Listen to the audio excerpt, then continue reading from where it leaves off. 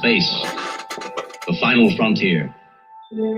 These are the voyages of the Starship Enterprise. Its 5-year mission, to explore strange new worlds, to seek out new life and new civilizations, to boldly go where no man has gone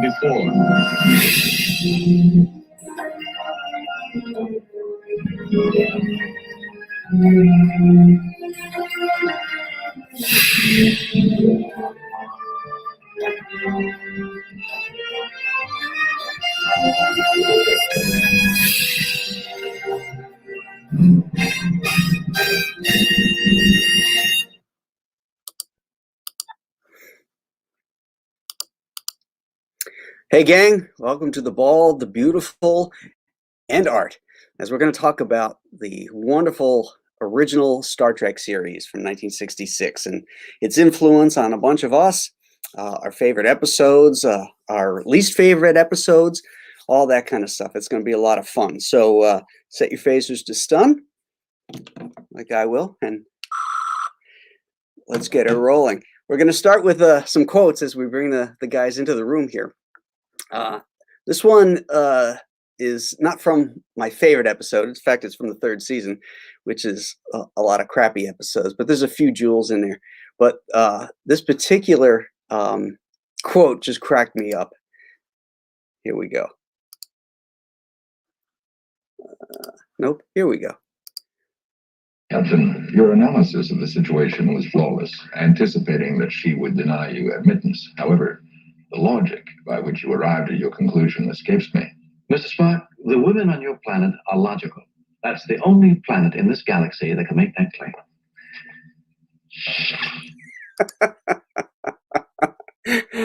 I love how Shatner just kind of turns and walks off stage. That's so awesome. So we got some guys here in the room that are going to pop in, and we're going to talk a little Star Trek. First one up is Mr. Andy Smith. Well, hello. Hello, Andy. How are you? I'm doing good. Thank you very much. Do you have a quote to share with our fellow Star Trek fans here? Something that you enjoyed from Star Trek? Well, of course, I always compare myself to Spock because of being the logical one. Because generally, when I think of things, I always try to think logically and not get too emotional about stuff. So I'm often looked upon as being cold and heartless. But you know, there's always the great live long and prosper. You can't go wrong with that one. You cannot go wrong with it. And then for Shatner, see if I can get my acting chops on. It's not from the show. It's from a movie, but everybody knows it. And it's, come on! You got to love that. You just scream that and people will just think you're crazy. I do that to my daughter and she's like, what is your problem? Okay. But no, seriously, I've always liked Spock. Just because of the logical stuff, you know, I don't get I was actually being serious when things arise, instead of getting overly emotional about stuff, because I usually don't. I just try to think logically, and you know that can actually get you in trouble. You know, because then people will look at you and be like, well, but that's not right. You should have more feelings about it and stuff. And it's like, well, I mean, I might, but you know, Kirk said it best, you know. That's right. So, next up, we got Aaron Lopresti here, who is also a very huge Star Trek fan. Hello, Aaron. Hello. Huge Star Trek fan. I know. We talked about this in Germany. That's right. I got this. Oh, okay. Battery's not working. Are you kidding me? That's so horrible. Dude, I changed This is my from batteries. the pilot episode. Come on, man. All right, oh, that's a pilot episode. Are you kidding me? This one's dead too? Oh, God. Was the episode where all their phasers were dead? See, I'm like Captain Kirk. I made sure my power packs were ready to roll. When there we go. Hey. So, you know, you should be wearing a red shirt. You should. Yeah, but see, I actually have this like Dr. McCoy stuff too. Like this. So all right. You got the salt shaker? And of course, yeah, but that's the actual phone, because you know they make one that's a phone that actually works. Yes. I have an Enterprise phone. The actual Enterprise is the phone. Yeah, but how much cooler would it be if you had that that on your pocket, and when somebody called, you actually click that sucker open? You know what? I was unaware that they had those, and I may have to check that out. Oh, dude, the last scene, not, I think it was 2019. No, it was 2018 in San Diego at a booth. I was walking around with Brad and then a mutual friend of ours who's a big Trek guy, and they had him for sale. So he was like, I got to do it. So he bought one right then and was going to put a SIM card in it and get it going. Wow. All right. Yep. I'm going to be on the Oh, do you got a quote, Aaron? A favorite quote? Well, yeah. This may not be exactly right, but you'll get it. It's Kirk says, I hate mysteries. Mysteries give me a bellyache, and I got a doozy right now. Yep. Yep. Excellent. That would be the Salt Sucker episode. Yes. Yes. Those early episodes, I think, by far are the greatest. Oh yeah. I mean, they led off the series with the man trap, but that was like the actual 5th episode that was filmed. Right. But the network thought that it had the most action in it. But really, I mean, the best one for me in the first season, at least one of the best, is the first one that they filmed, the Corbomite maneuver. That's the first one that it brings Dr. McCoy on stage, because he wasn't in any of the pilots or anything. And it is so taut, so tight, the writing in that. I think that episode is unbelievable. You know, obviously season 2 actually may be my overall favorite season of just number of great episodes. Mm-hmm. But I'd have to say my favorite episode from season 1 is either wait a minute. See, everything I'm coming up here is season 2. I mean, the arena, of course, is everybody's favorite because of the Gorn. That's the first season. Yeah. I was going to drop a couple episodes, but I kept going, wait a minute. Those are all at season 2. Balance of Terror, I really like from season 1. Yes, that's the other one that's really, really like good. A sub battle, in space. And I just. Mm-hmm. When did they go? Now, I'll be honest. My brother was the big Star Trek guy when we were growing up. And I don't know how often it was airing, because I mean, I am a little bit younger than you guys, not by much, but it does make a difference when it came to the reruns and stuff. First season, all black and white. Second season, color. I don't know. Gilligan's Island. You're thinking of Lost in Space. Star Trek was all color all the time. Oh, it was always color. Okay. Yeah. I thought for some reason the first season was in black and white. Okay. Because there was only 3 seasons, right? Yep. Yeah. Yeah, that's what I thought. Yeah, okay. Yeah, it's one of the only shows to ever have 2 pilots, too. That's right. The first one, The Cage, they spent a fortune on. I mean, you can see the dollars on that screen. The backgrounds and everything, the matte paintings are amazing in that episode. The makeup on the butt heads. Yeah. All their veins and everything. Yep. And they're all played by women. Now, when you say 2 pilots, are you talking about the first one that didn't have Kirk in it? Yes. Or are you talking there were 2 pilots with Kirk? No. Yeah, there was one without Kirk. Yeah, they with didn't Jeffrey air Hunter. that one, though, right? Oh, yeah. They aired the one with Pike? Yes, because when they got about, 8, 10 episodes in, they were so far behind on because of all the special effects that had to be done. They needed to get 2 episodes under their belt to deliver to the network. Right. So they took the pilot and cut it up and wrote a backstory to it and created the episode called The Menagerie. Okay. And that had Kirk and Spock in it, and then they tell the story of what happened to Captain Pike. Got it. But the actual that first pilot was never actually aired, right? Because the executives saw it and said, "No, this is too cerebral. It's too boring." Then they went back and filmed Where No Man Has Gone Before and recast Kirk, Right. Cast Shatner then as Kirk. Right.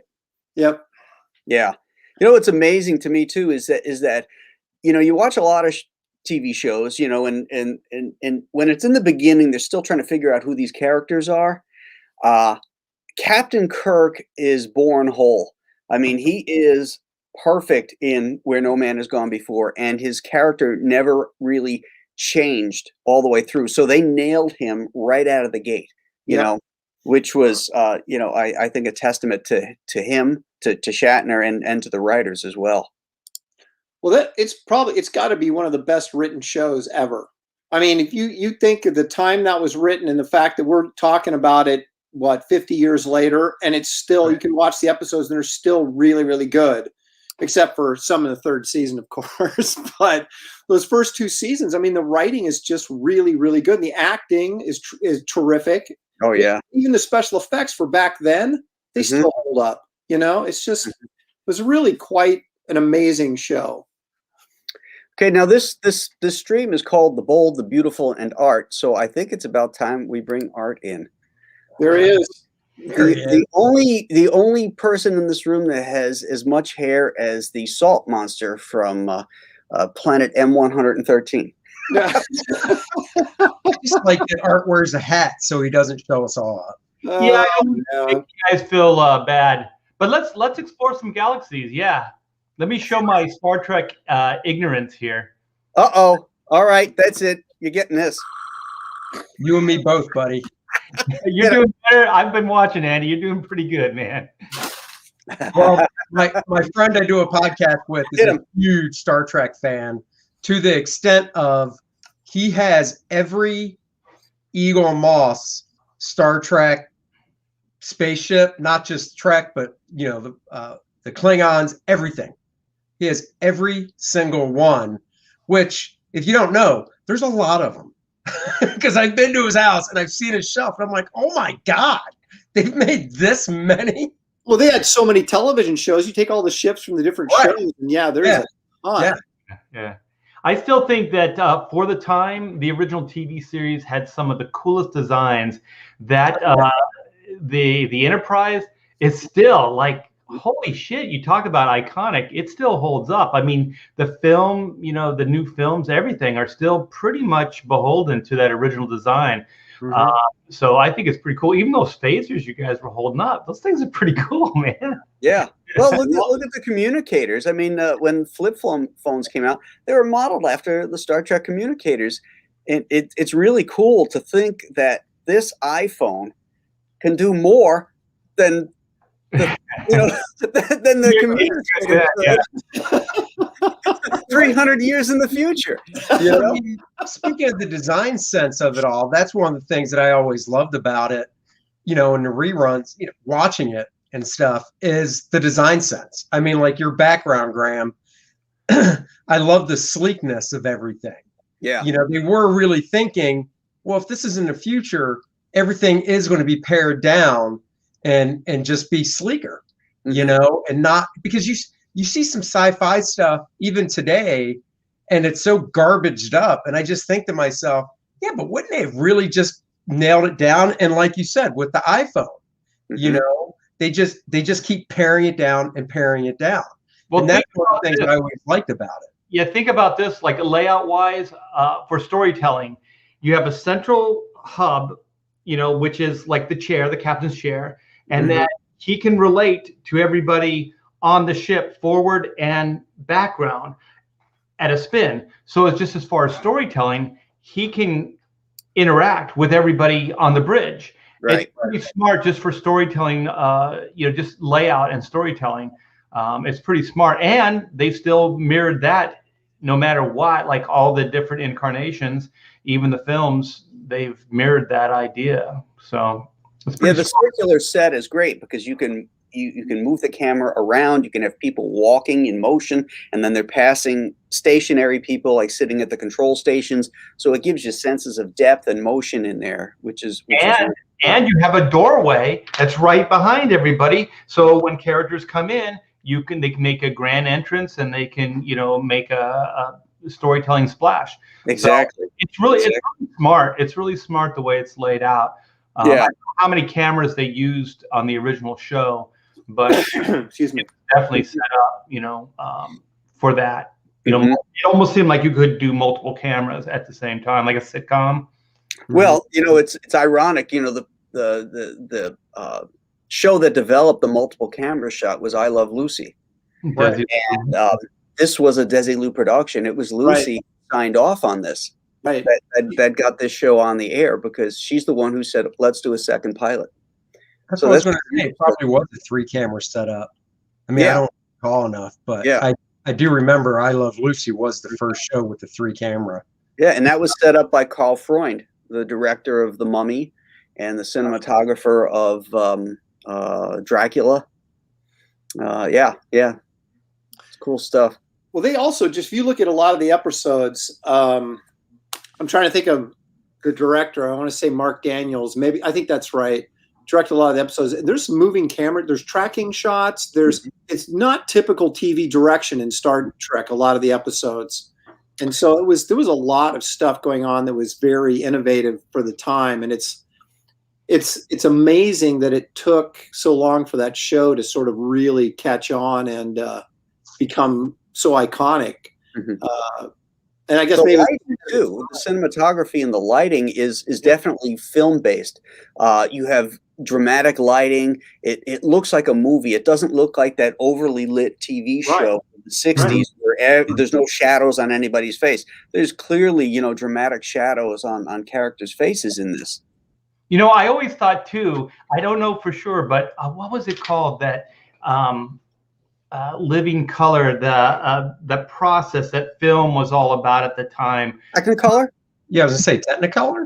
Technicolor, yeah. It almost looked like it was filmed in Technicolor because also that show was way more vibrant than anything on TV, just as far as the color and everything like that. So it did seem, actually, technically, it was pretty advanced for TV at that time, because also that opening sequence of the ship flying in, it looks pretty contemporary. Like you think like prior to that, they were putting things on strings and, doing all kinds of stuff like that. So, and that's pre-George Lucas, pre-Star Wars and all that other stuff, which, by the way, Andy, when you host the next episode, we got to talk about Star Wars. Okay. There you go. Yeah. Whoever hosts it can, I was going to bring that up. Whoever does the hosting picks the subject. Right. And then everybody else follows along. So whoever's going to do it next, you get to pick the subject. Killer. Yeah, it'll be fun. Now the Enterprise, that model, it looks so good because it was 11 feet long. Yeah, it was a huge model they used. Yeah, there was a couple different models. There was a smaller model for distance shots, but the main shot, the one that you always see orbiting the planets and stuff, that thing was 11 feet long. So, they could get the camera moving around that and really, really had a good sense of mass and weight to it, Yeah. So then when they filmed the opening of the ship, moving and stuff, was that more of a camera trick where that model was just stationary and it was the camera that was doing the movement then with the green screen or whatever behind it? Mm-hmm. Did you guys happen to catch, it was about 10 years ago, I think it was a heritage auction, but they had like a show where it was a Star Trek auction where they had some stuff from the original show, but they had like Star Trek II ships and had all these guys in there bidding on this stuff. And all the ships, from the movies and they were just huge. And I'm like, this guy's like, they bid $40,000 on a ship or something like that. And I'm like, where's this guy putting this thing? You know what I mean? It's like getting the T-Rex from Jurassic Park and go, yeah, now I got it. What am I going to do with it? Right. But I was just amazed at how big a lot of the models were it was in this auction. That was part of this Star Trek auction. It was pretty amazing. The original Enterprise model hangs at the Smithsonian Air and Space Museum. I was going to yeah, cool. That's the perfect place for it. It is. I mean, because they've had it for years, but then they like not re-outfitted it. What's the word I'm looking for? Brought it up to date, cleaned it up, and stripped off all the paint because it was fallen in disrepair. They replaced the domes on the nacelles because those had been switched out, and so they restored it to its last screen incarnation, which I think was the trouble with Tribbles. I think that was the last episode in which they changed or modified the ship, and then that's what they restored it to, its final original modification, and it looks pretty amazing in the pictures I've seen. Have you guys seen that? The guy I think he's in New York. upstate New York, someplace that has built the entire inside of the Enterprise, and you can go like a museum now or something. You can go in. Have you been there? I haven't. It's on my list. You know, I think after COVID shuts down, I'll make the trip and go out there. It's in not Saugerties. It's in Saratoga. Saratoga, New York. Yeah. And he just built the bridge. No. He's got the transporter room. He's got engineering. He's got all of these things, and they're all based on the original Jeffries model of blueprints and stuff. I mean, it's dead on. Oh wow! This guy's like an Elvis impersonator or something. Yes, the jobs he has. He just like has been sinking all this money into this thing, and it's just amazing. There's things on YouTube, you can check it out, where you get like a tour of his museum, and it looks just like the sets. That sounds like something I would do. I used to fantasize about like every room in my house having a different like location of like one of my favorite movies or TV shows or whatever. And the living room I always wanted was All in the Family. I wanted Archie Bunker. Like so when people come over, they see this living room. The piano's over there by the window. Oh man, it'd freak everybody out. And then I always wanted like to have a big screen TV up on the wall. And then for the seat that I sit in, I always wanted the captain's chair, you know, sitting up on that platform and everything. And like the buttons on it, I could change the channels with, you know. Isn't there a place you can literally buy a replica of that chair? I think you can. I think there's Bluetooth setups and everything for it. Yeah. I have a chair right here that's actually called the captain's chair. And it's not like a reproduction, but it's actually a furniture, you know, store manufacturer that was influenced or loved Star Trek and actually made, I can show it. I was going to say, you know, you have a camera. Yeah, there it is right there. So it swivels and everything. So it's not quite the chair, but they use, I mean, without a copyright, you know, in front. Oh, I see what you're saying. Yeah. Yeah, they used like wording that made it sound like, you know, the bridge captain's chair or something like that. And so I just came home one day and my wife goes, I bought you. I was like, cool. How come it's not elevated on a platform so you're up higher than everybody else? That's well, actually, she sits in it all the time, so I think it was more for her. Now, Art, do you have a favorite episode? I have to cop just Star Trek ignorance. I never really watched the show, so I don't have a specific. So I just have kind of an overall, like when I was a kid, like feeling of watching them, but I don't have a specific episode that, you know, I can really, you know, go to. This is crazy. When I picked this subject, I figured everybody grew up watching Star Trek. That's our ages. No, I remember, you know, my memories Loser. of Star Trek. My memories of Star Trek are more the movies in the 80s. Yeah, me too. Yeah. We just went and saw, what year was the first movie? 79? Yeah. Yeah. So in 2019, I'm pretty sure they did it everywhere. You know, they brought the first movie back to theater. So I went and watched it with my buddy. Mm-hmm. And you know, that was fun because I didn't see it in theaters. Mm-hmm. So that was fun. So I remember that one. Of course, I remember Wrath of Khan. And then I think, is it the fourth one when they came to Earth, present day, with the whole whale thing? Yep. Yes. Yeah, and I remember that one. The third one, wasn't there Search recollection. Spock, though? Search for Spock was the one after Wrath of Khan, wasn't it? Is that the one they were direct? Was that the same where they go to Earth? Is that the same movie? Well, no. they continue. No, they go back to the Genesis planet in 3, and it's like there's Klingons and. You know, what's his name? Christopher Lloyd, horribly miscast as a Klingon. Yes, I do remember that visual. Yeah. Like, why did you do this to me? But yeah, I do remember going to see, I think it was Wrath of Khan, and I went with Jim Valentino, Rob Liefeld, and some other comic book guy. Mm-hmm. And those guys were like you, Graham and Aaron. You guys are big Star Trek fans. And I just remember lunch afterwards. I'm just like the same, like this stream, just like. Well, It was pretty good. I liked it, but it didn't really, have the same impact on me as it did. Those guys they were crazy. They were like, this is the best thing. This is so cool. And now, historically looking back, I still for me, Wrath of Khan, the movie was a benchmark. Like, yes. I still think it's the best thing that Star Trek's ever done was that second movie. Mm-hmm.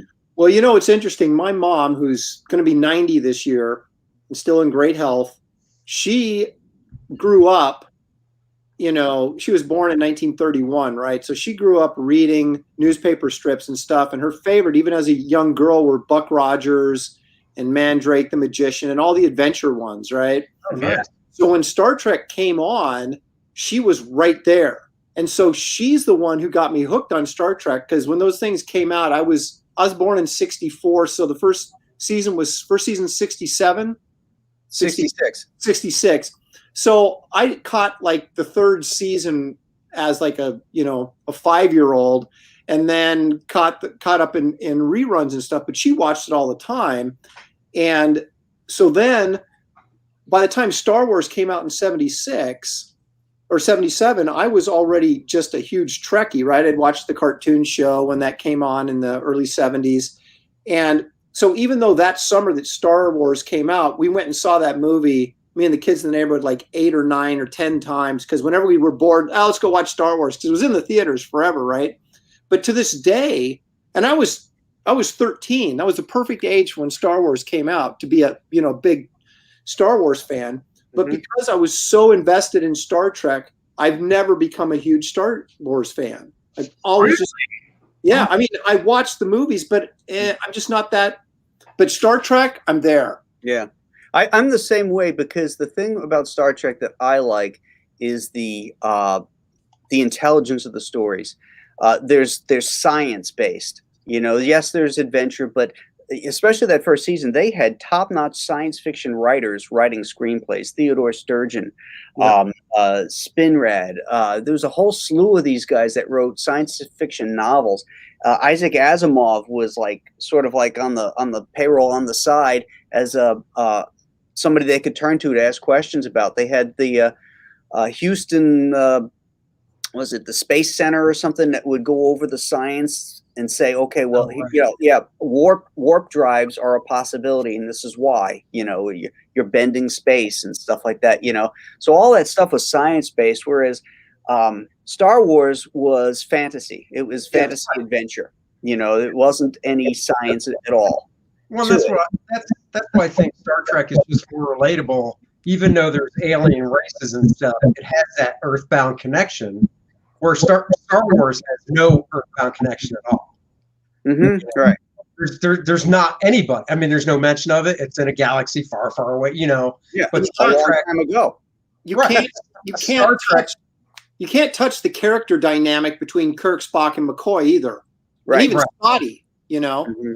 Right. I mean, the Star Wars characters, Luke and Han and all that crap. That's fine, but it doesn't resonate like Kirk, Spock, and McCoy does. That is one of the other genius aspects to that show, is the camaraderie between the three, and that they each kind of bring a whole, each one has a piece, and then through their negotiation, and a lot of times there's a lot of tension. Hey.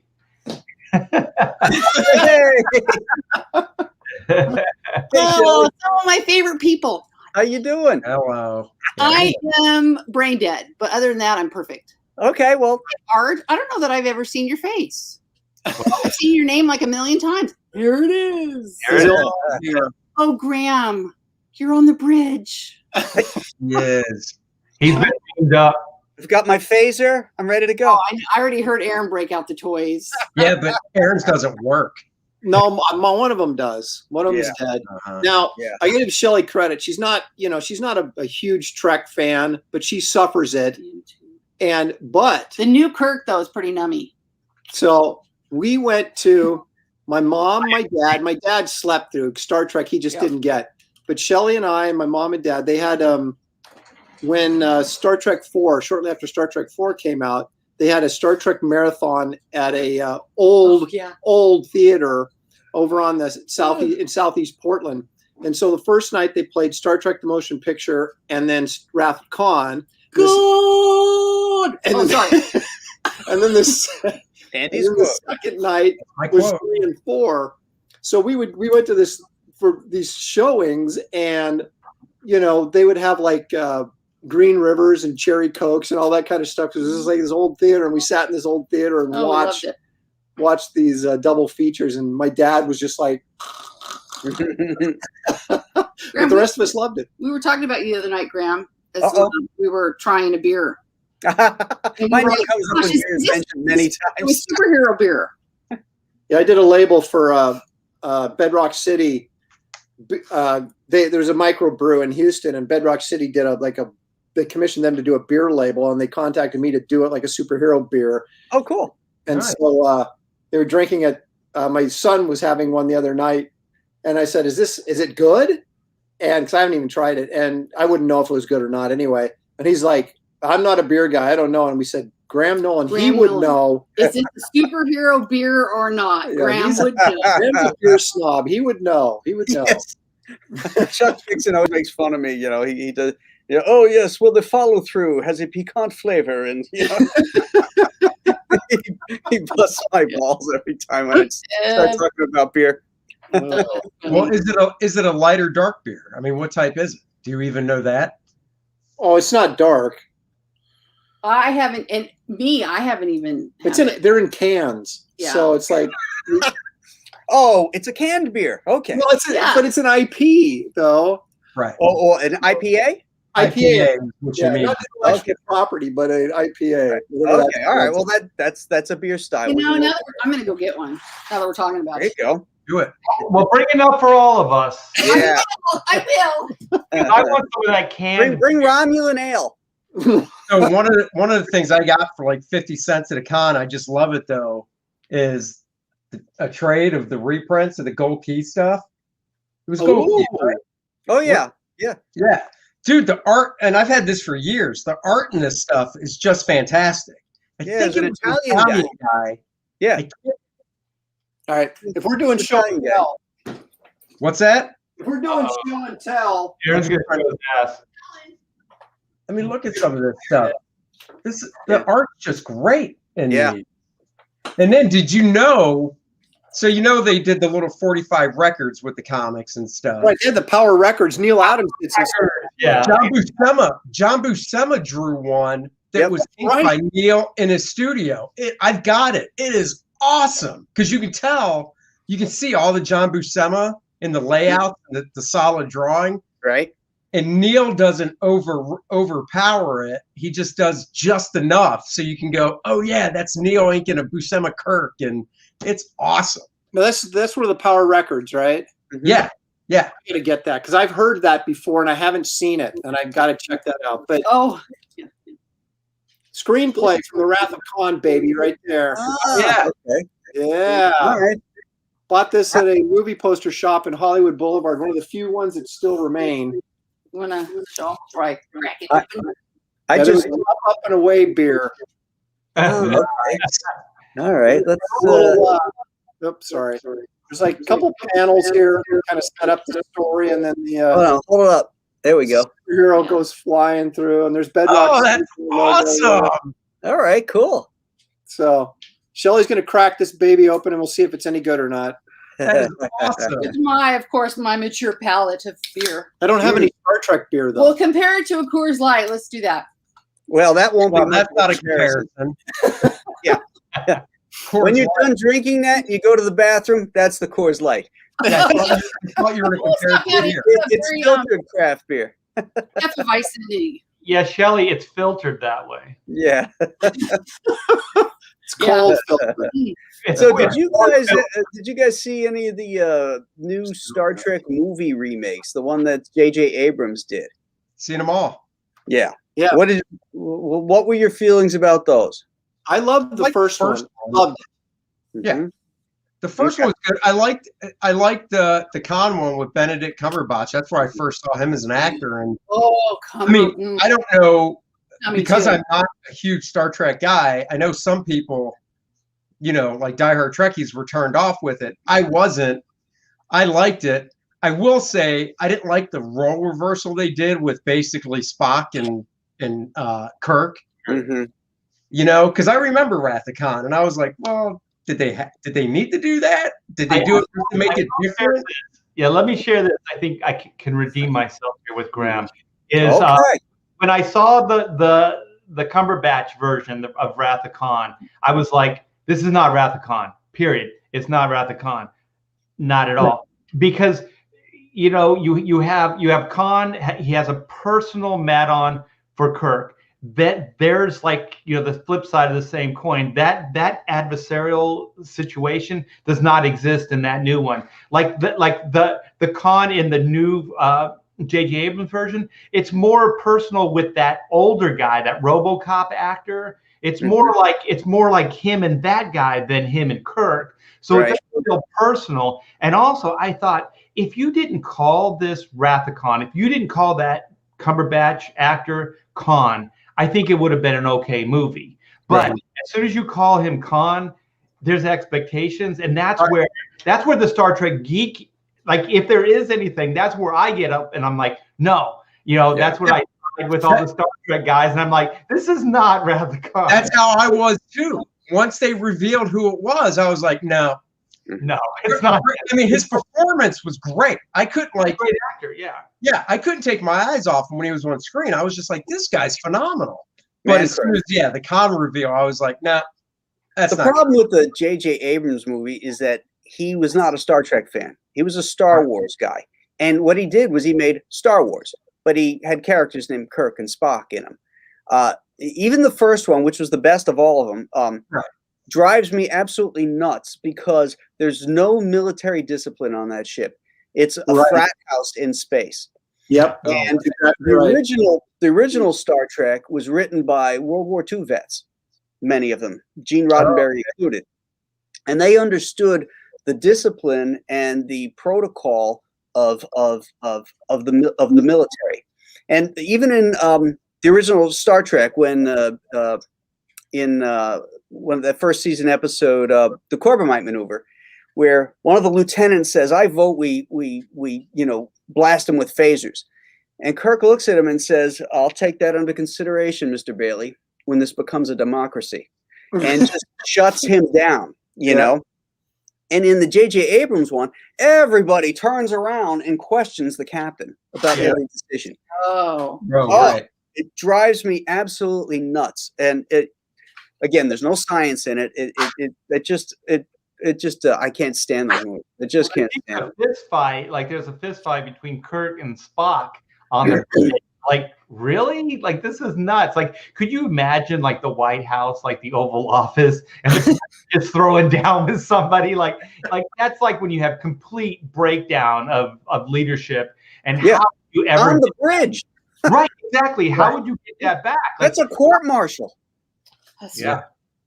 Exactly. But to Aaron, who did like the first, I agree. And Andy too. I did like the first because I thought if you were going to set up and go into a different direction with new actors and stuff like that, I thought the parallel universe thing worked. I thought I agree. That was a brilliant idea. I thought the casting was really good. And I thought that it had a lot of like good ideas and mechanics built into it. I just feel like it's probably, like you said, Graham, they just weren't fans of the original Star Trek. So it kind of fell apart after just that basic idea. But I even liked, because this is hard to pull off, where they had the two Spocks. And I thought in that first one, I thought it freaking worked. I was like, wow, how the hell did they get this to work? Like they're in scenes, like I think at the end they're in scenes together and everything. And I don't know, like, because I like time travel stories, things like that. And it boggles my mind how they actually got it to work as well as they did. I think as a movie, it works really well. As a Star Trek movie, there's a couple things like, and what Graham had brought up, it also annoyed me. I thought Kirk was too flippant. There was, like you said, there was no discipline at all. And I just thought, it's like you said, are these guys just, hanging out in space, doing whatever they want to do? Or is there some sort of structure to this? And that did annoy me. When he took the Kobayashi Maru test and was, just messing around on the deck, eating the apple. Right. It was kind of like J.J. Abrams and that crew. They sort of said, oh, yeah, Kirk's a rebel. But that's all they knew about him. You know what I mean? Right. Yeah. Yeah, but he was an officer. You know what I mean? And so there was some sort of discipline. And in the new movies, the way Graham described it is perfect. Is it was a frat house in space. They didn't have the sort of discipline. Even in the original series, when McCoy would go too far, Kirk would straighten him out and say, "You've gone too far." You know what I mean? But in the original series too, they talk about how Kirk was like a walking encyclopedia. He was a very serious young man at the academy. So he wasn't screwing around. This guy, he might be a daredevil bit of a guy. He's a cowboy, basically. He's a cowboy, and actually, after reading some of what Gene Roddenberry wrote about, it's less wagon train in space as it is more to Jonathan Swift. That's where he got the whole idea, and the writings of what's that guy who Horatio Hornblower. Yeah. So Kirk is more along those lines, and they were serious captains, but they were risk takers, and that's a whole lot different than just being a smart ass, and who cheats on tests, And also, I did watch next. There was a common theme. Oh, go ahead. Kirk was a manho in all of it. In both, they get that right. Yes, he was a womanizer in both incarnations. But the reason I like Next Generation is because they took the Kirk character and they evolved him. So I forget the Picard character is an evolution of a captain. So he's less of that cowboy out in space. You know what I mean? Like he's less physical. He is all intellect. And then Picard surrendered the Enterprise 3 times in the first series. Well, I mean, just in the first season. I mean, just the basic nuts and bolts of the Yeah, you guys take it. They tried to make the character seem is that he was less take care of things with your fists or be physical. And then they had his first, I forget that character, and he was more like the Kirk. He was the more of the man of action guy. Right. So I think at least that's the dynamics they were trying for. And the window dressing did seem like he was more of an evolved type of character than Kirk. Well, that's very true. And some of that is because Roddenberry's worldview changed dramatically between 1966 and 1988. He became a real progressive. I mean, much more so than, the progressiveness that was in Star Trek, because it still was very pro-military, pro-America, if you will, Then by the time they got to the Next Generation, it definitely took on a much more liberal bent. In fact, the writers complained because everybody was too perfect in this 300 years in the future. Nobody had any problems, So how do you write drama without conflict? That was the problem I thought with the Next Gen was there was the one thing about the original series is every episode has melodrama in it, right? Even if they don't leave the bridge, you know what I mean? There's that tense, there's that drama. I get bored watching Next Gen, on the holodeck, you're just like, whatever, I mean, there was just never really any tension on that show. Like there was in the original series.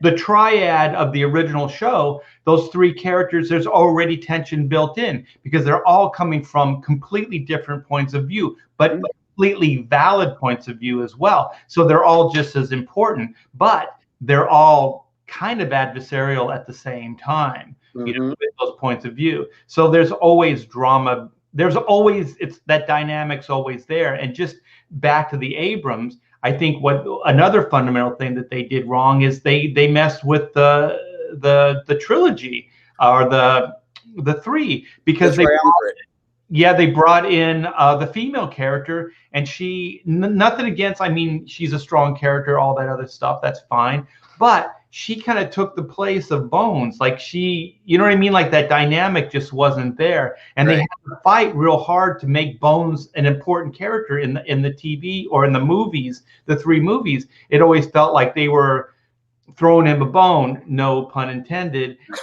The fourth character, you have the triumvirate, but the fourth main character in the original Star Trek is not Scotty. It's the Enterprise. Yeah. And that's why when the Enterprise blew up in the movies, it was heartfelt because, Star Trek was all about, Kirk, I don't want to lose the ship. Everything's about the ship, I'm never going to surrender this ship, blah, blah, blah. The Enterprise really was the fourth character. And it was an emotional attachment that when they blew it up, you felt something for it.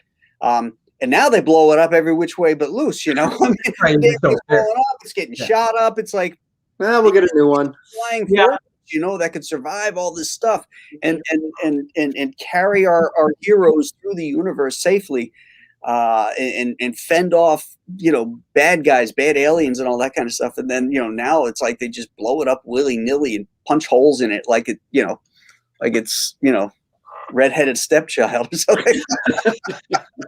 No one cares about the Enterprise anymore. I know, right? Not against redheaded stepchildren. Exactly. Not get any letters written. Yeah. Exactly. No one writes letters anymore, No. Art. We're Stop safe. signaling, Art. We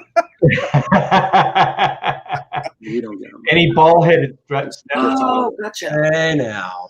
Yeah, don't say anything about the bald people. Now, somebody in the chat had the greatest line ever, and I can't believe we didn't jump on this. He said to baldly go where no one has gone. How did we miss that tag? Brilliant. Oh my goodness. That was brilliant. I don't know how I missed that tag for this show, but I kicked myself for that. Oh, that's funny. But you bring up the Enterprise as the fourth character, which is a terrific observation that I hadn't really thought of, but you're so right and so true. So you get brownie points for that. I mean, that's a deep dive. Yeah. So then all the other characters kind of work as the ship. So they're all connected to the ship in some direct way. One is the engineer, one is the what is it?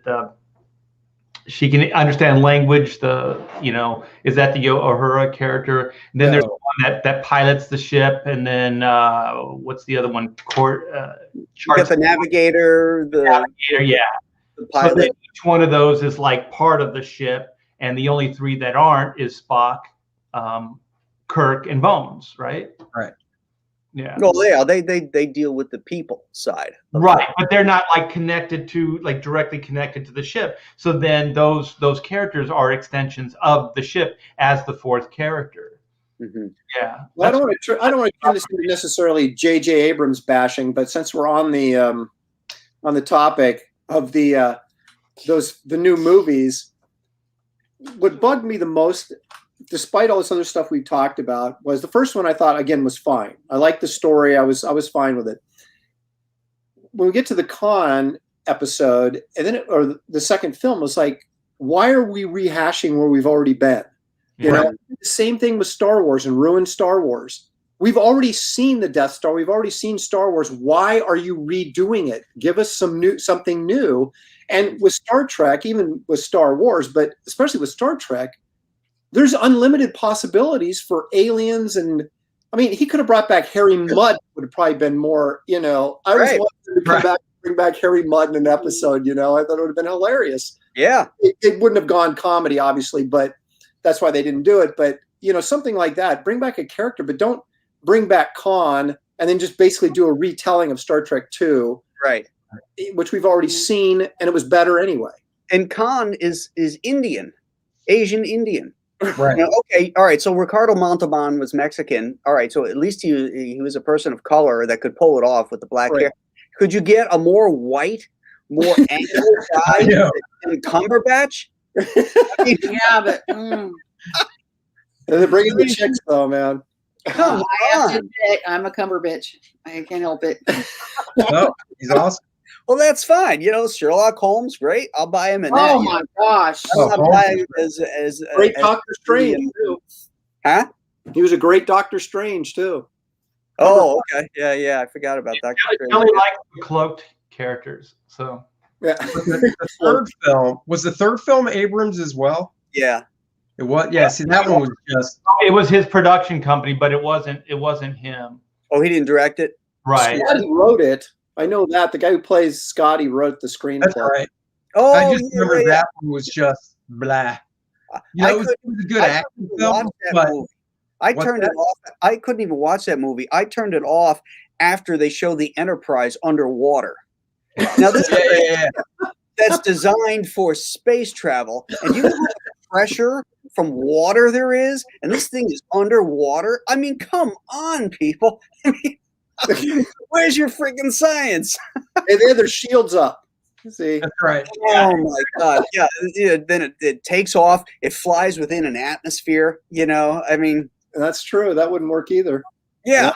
I mean, even in Assignment Earth, you know, when the Enterprise went through that time loop and ended up back in like 1960s America and had to go onto that Air Force base, it was struggling, you know, in the upper atmosphere there as that interceptor was coming up on it, you know, because, you know, it had some damage from the time warp and all that kind of stuff. But, you know, it doesn't seem like it could really fly too well within an atmosphere, you know, with an impulse engine, you know.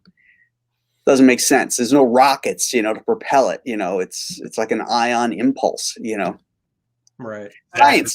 Science. I never thought about that. We gotta follow the science, Graham. I know. It's just. Oh, and here's the other thing. You know, the Prime Directive.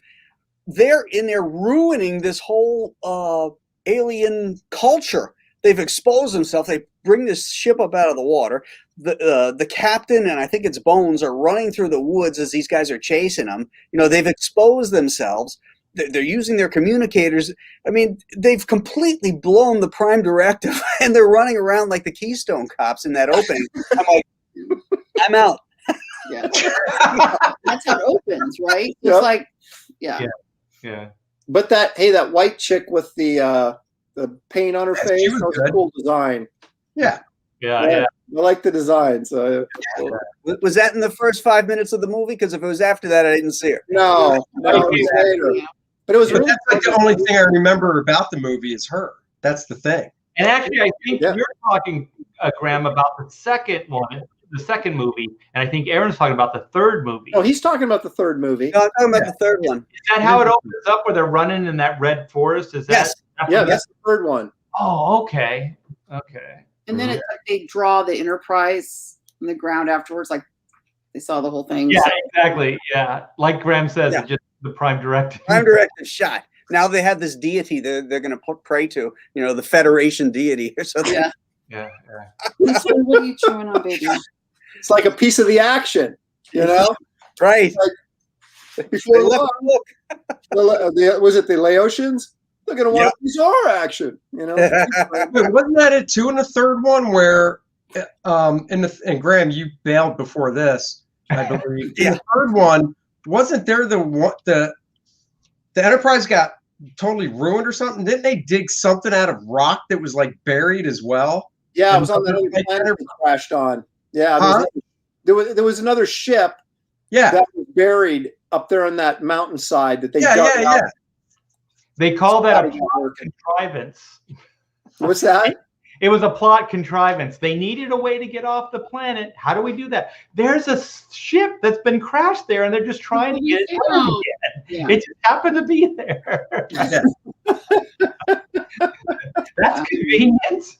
Why did it happen? Because the plot needed it to happen. Well, that has a purpose, though. So it did have a purpose. They got off the planet. You're right there. Yeah. Okay, so last night I watched an episode from the third season, That Which Survives. Right? Was it Lee Grant? Is that who? Lee Merriweather. Lee Merriweather, one of the Lees. Yeah. And that was an okay episode, I suppose, but. Man, going through that list, I was like, I need to go back and watch the third season because I skipped those like crazy. I just watched the first two seasons all the time. And, you know, Spock's brain is a complete joke. But then the Enterprise incident, not bad, where they trick the Romulan captain and to get the cloaking device. But I went through there and I was kind of like the Western one, even though it's goofy. I still kind of like it because it's au contraire. The Spectre of the Gun is awesome. It's one of the few jewels in that third season because the limitations of the false front buildings are all based on the fact that Kirk didn't live in that era. So his memory of what a Western town would look like, because it was manufactured by the Malkotians, would be just surface detail. Right. I'm not arguing the fact that it was, but I just think the whole being the Western idea was kind of a goofy plot. But once you're into it, I thought, it works fine. I mean, I like that episode. I just think that, of all the things they could have stuck him in, it's like, why do they stick him in a Western, But I just went with it. And that was they said because their demise was going to be based on the captain, and he grew up in the Midwest, and he probably learned about cowboys and stuff. And so when they probed his mind, that's what they pulled out. All right. Okay, you're convincing me that it has more merit. Yeah, rewatch that one again. It's really, really good. And the Earp brothers are like zombies almost. They're like automatons, as they're walking up, and that's really, really creepy and cool, I think. I was just thinking when you were talking about Lee Merriweather, how Bond, like the old Bonds, always have the Bond girl. Like there are Trek girls too, right? They're like some really hot actresses of that time that had guest appearances in that show, the TV show. Yeah. Sherry, what was her name? Some of them are green. No, is it Susan Oliver that played the green?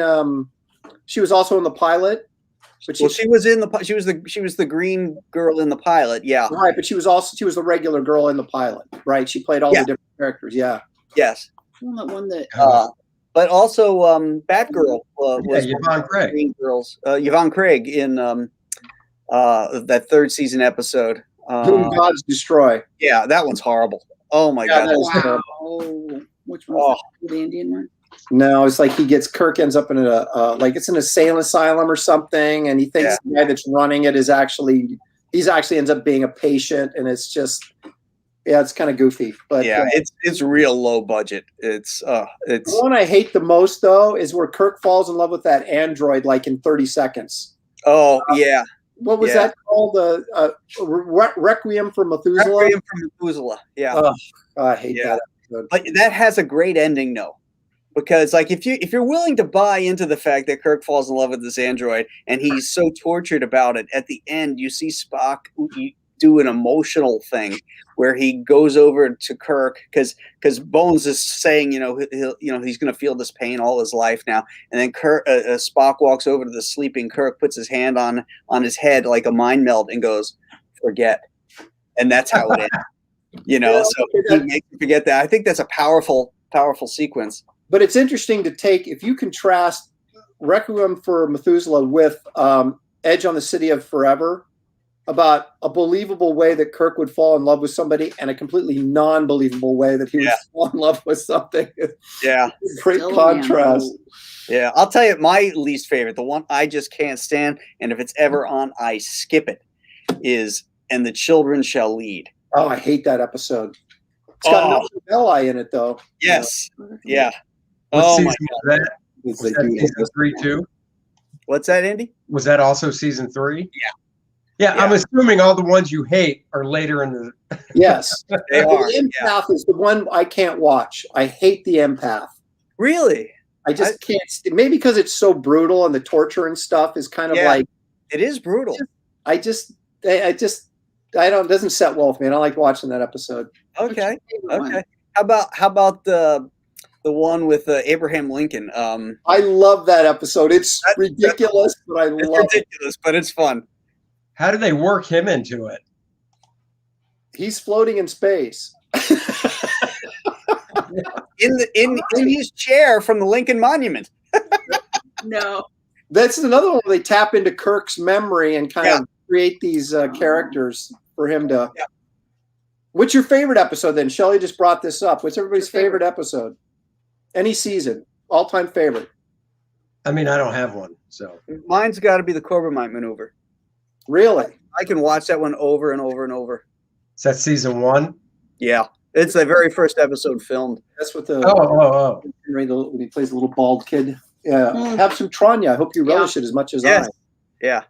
Well, because I love that scene with Mr. Bailey and how he breaks down, and I just think that there's so much great drama in there when Bones is busting Kirk's balls, like, you know, their whole world is about to come down, and Bones is, you know, busting his balls about how he treated Bailey.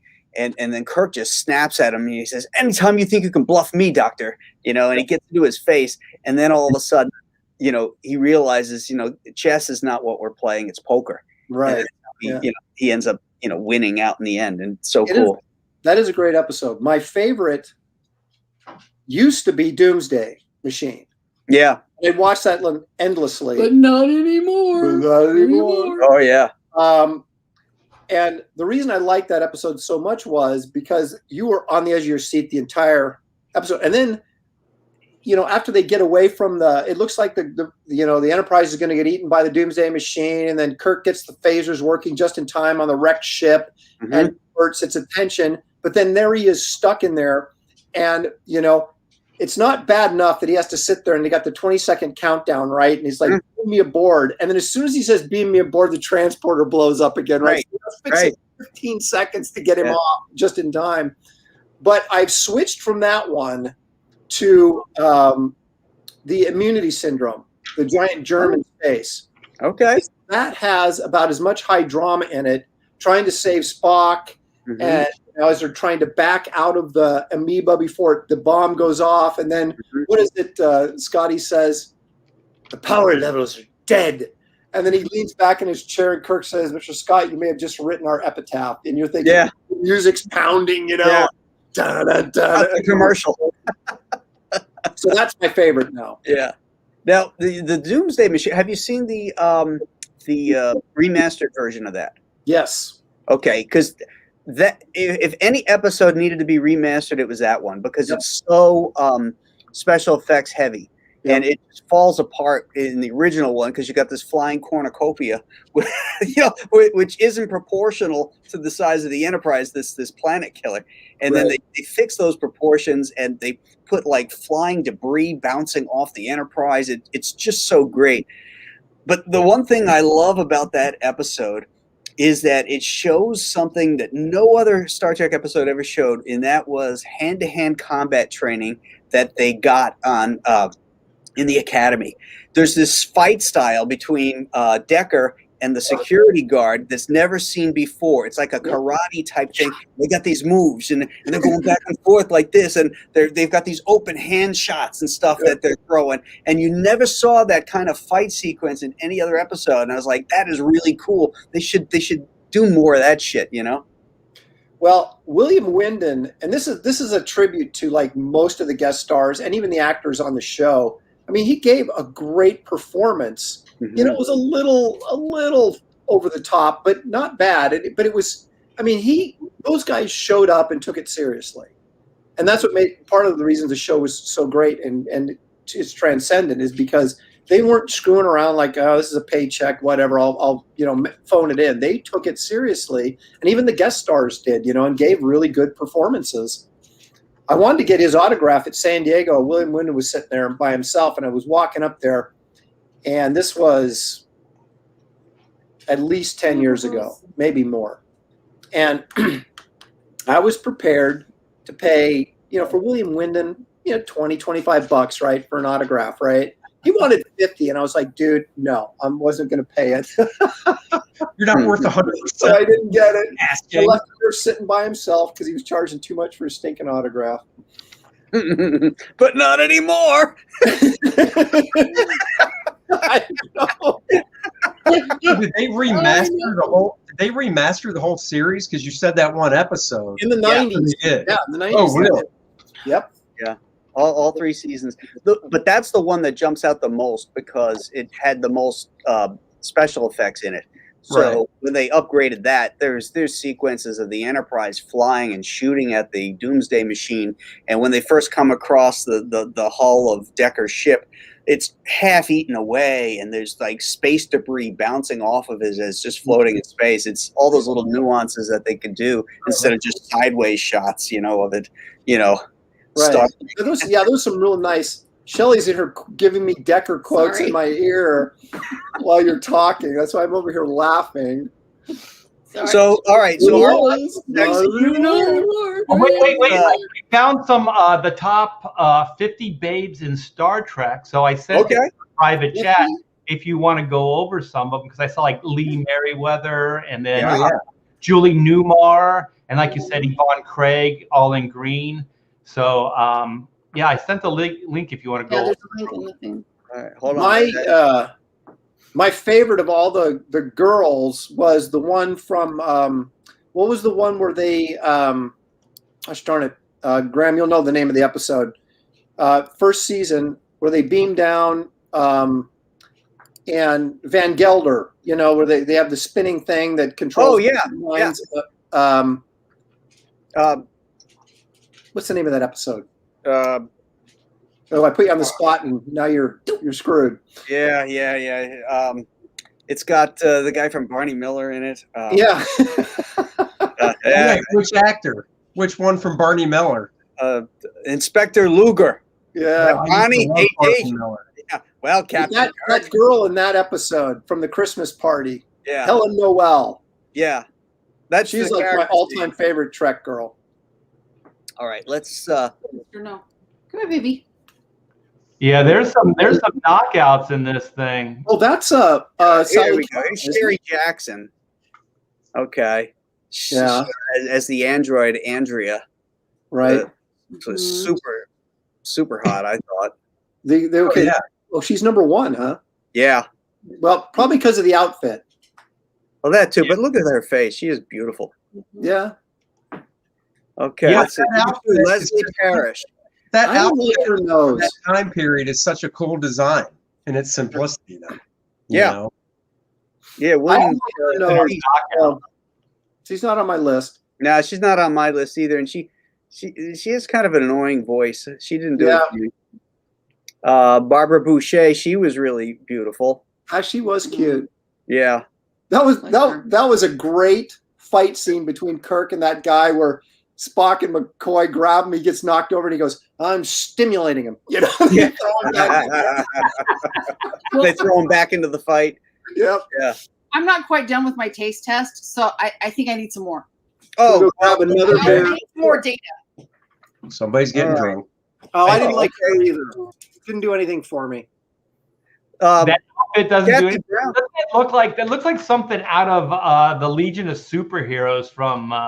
She does, doesn't she? Yeah. She was married to Darren McGavin. Oh, was she really? Yeah. Oh. And then she watched an episode of Kolchak and divorced him. Oh. Hey, nobody rags on Kolchak. I do. I went back and revisited those episodes. I've never seen anything so boring in my life. How can you have a monster show where you only have the monster on for like 5 minutes at the end of the episode? Well, if there was no Kolchak, there would be no X-Files. So that's right. X-Files is awesome. Come on. Elaine Troy? Come on, man. Yeah, that dude looks like a lady.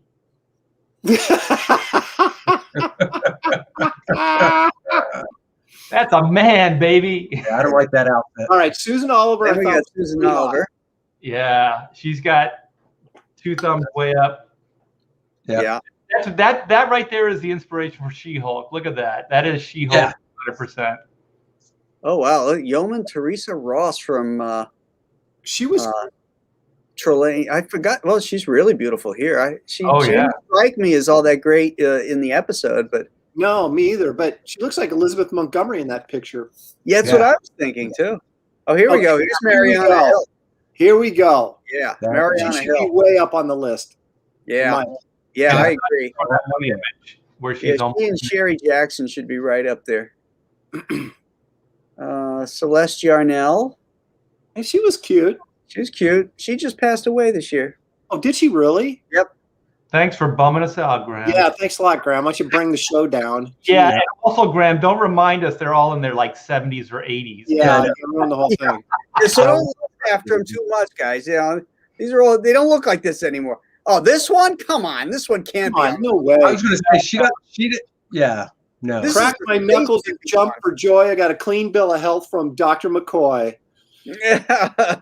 He's in space. I'm thinking there was some payola to get on the list for this one. Wow, no way. No way. Keep quiet, Herbert. Herbert. Oh, Herbert. no. Oh, Barbara Babcock. No, Was What are you talking about? She looks a little, older. That midget Oh, dude. here's the other one. Emily Banks. Okay, she was good looking. She's top Yeah. 3. Was that the one where they got to the planet and everybody was like, ah. Well, hey, Graham, go back to the midget, the shot before that. Sure. That dude in the Wild West is Dr. Lovelace. Yes. That guy scared the shit out of me as a kid. I couldn't figure that dude out. I was like, The dwarf? yeah, that guy was evil, man. Yeah. Yeah, he's a good actor. Yeah. And Art, it's little people, you bastard. God. They don't like to be called Get this little midget. flag with your vertical racism. Jeez. I just got canceled. Sorry. He's height challenged. Height challenge. Vertically challenged. Look at that though. We just passed. Okay, I really hate I know. that episode. Yeah, look at her. Nice. It's terrible. That Indian episode was terrible. Hated it. Yeah, but look, Good morning. she's a doll baby. Look at that. No, she's beautiful, but even being part Indian, I couldn't handle it. It was horrible. Yeah. Third season garbage, right? Oh, Yeah. wait a minute. Season garbage. Now this woman was like, that's the kind of girl that gets you in trouble. That- Yeah. She was badass, wasn't Yeah, she? she was kind of a naughty cheerleader looking. I mean, she was good looking, but she was yeah. She's got Yeah, a little she's Raquel Welch look to her, I think, especially Yeah. the black and white image in the corner. She was Mhm. probably the lustiest of all the Kirk or the women on this show. Well, it's working for me. She She's was got a the naughty bare, chick, man. yeah, she's got the bare midriff. This is the It's good stuff. Yeah, it's weird, like, because on this show, you could see belly buttons, but Right. I Dream of Jeannie, they couldn't show it. That's right. Mm. What's Hmm. up with that? Maybe I a different audience. I don't know. Maybe because she was the main character. I don't know. I think it's because no one really cared about Star Trek when it was running. Mm. I think the reason it existed as Are you long ready, Aaron? is because well, no, it's fact. It's fact because I You think got one that works. Mine they doesn't. didn't pay attention to it. It's the same thing with Seinfeld. Like Seinfeld was, and Looney Tunes. The reason it existed so long is it just flew under the radar. Like the networks didn't even, acknowledge it. No, you could be right. There she is. There's Batgirl. Yeah. Ah, That's great.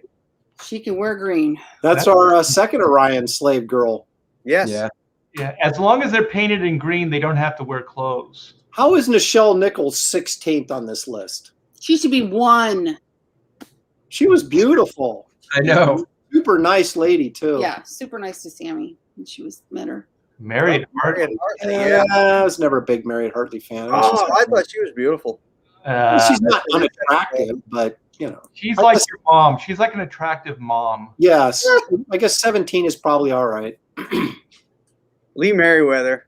She's beautiful at any age. I mean, I've seen her at shows that I've done, sat near her. And when she smiles, she's like 80-something years old, right?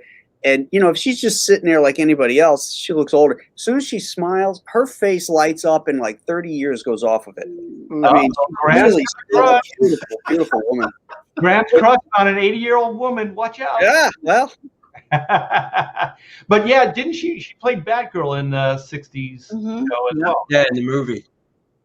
yes, in the movie. In the Right. movie, yeah, with the shark repellent. Yep. That's right. And speaking of Catwoman, Yep, Julie Julie Newmar. Newmar. Now I know people love Julie Newmar. I mean, I'm okay with Julie Her Newmar, but eyes are beautiful. I'm not as taken with her as a lot of people are. I agree. I think she's kind of crazy looking. I love Yes. her eyes, Yeah. but something Yeah. like her chin is. I think that's what makes her hot to some people. I think they think she's nuts. I think she was great as Catwoman. She was amazing as Catwoman. But in other roles, I find her, something about her. Susan Denberg. Okay, it's this one here. I was going to say, yeah. Susan Denberg, is that the short-haired blonde? I think. Yeah, this one on the right. Yeah. Yes. Yeah. Mud's Women never really did it for me. Yeah, I do like the sequence where the miners come up and Kirk wants to negotiate with them, and they're all haughty about how they're in control, and Kirk just won't have any of it, and he lays into him. I love that sequence. Oh, Grace Lee Whitney, yeah, she doesn't get a lot of credit, but she got the raw end of the deal on that show. But she had drug problems, didn't she? Oh, go ahead. She had drug problems, I think, is why she ended up off the show. Those problems came later. Oh, really? Yeah. She there was an issue with they didn't want to tie the captain down because the whole idea was that the yeoman was going to be Captain Kirk's gal, and they felt that they wanted to keep him unattached, and so they started writing her out of the scripts. Oh, I didn't realize Keep all that. the chicks watching.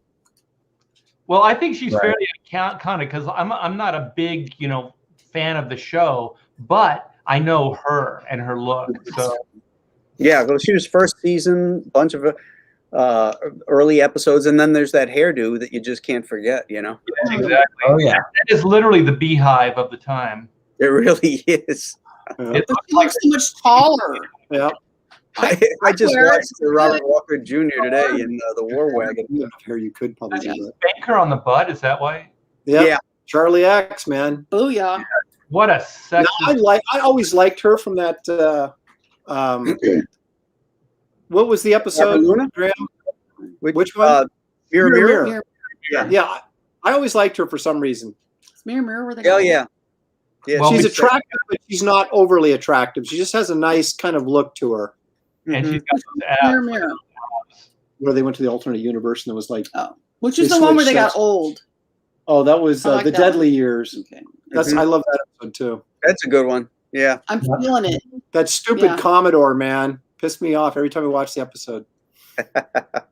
Tries to go straight across the neutral zone. Are you kidding me? Right. Okay, that girl, it's a shame she got murdered by Jack the Ripper. That's all I can say.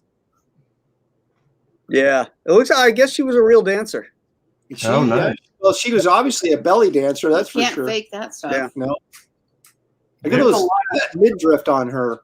Yeah. There's a lot of what? This is probably the sexiest sci-fi show ever to exist if you think about it. Yeah. Oh, yeah, they had some really beautiful women on the show. I mean, This was a good episode. I love this one. Bread and Circuses. Yes. Well, wasn't it like pushing the envelope too? Because if they showed a show, like they weren't allowed to show husband and wife sleeping in the same bed. That's true. It's They had to show them in separate twin beds. Yeah. Right. They could show. Yeah, these girls hardly dressed, and they were. She was sent there. This episode, this one here with this Lois Jewell, Bread and Circuses. She is given to Kirk because she's a slave. She's given to him a sort of like a dying wish type thing, even though Kirk didn't ask for it.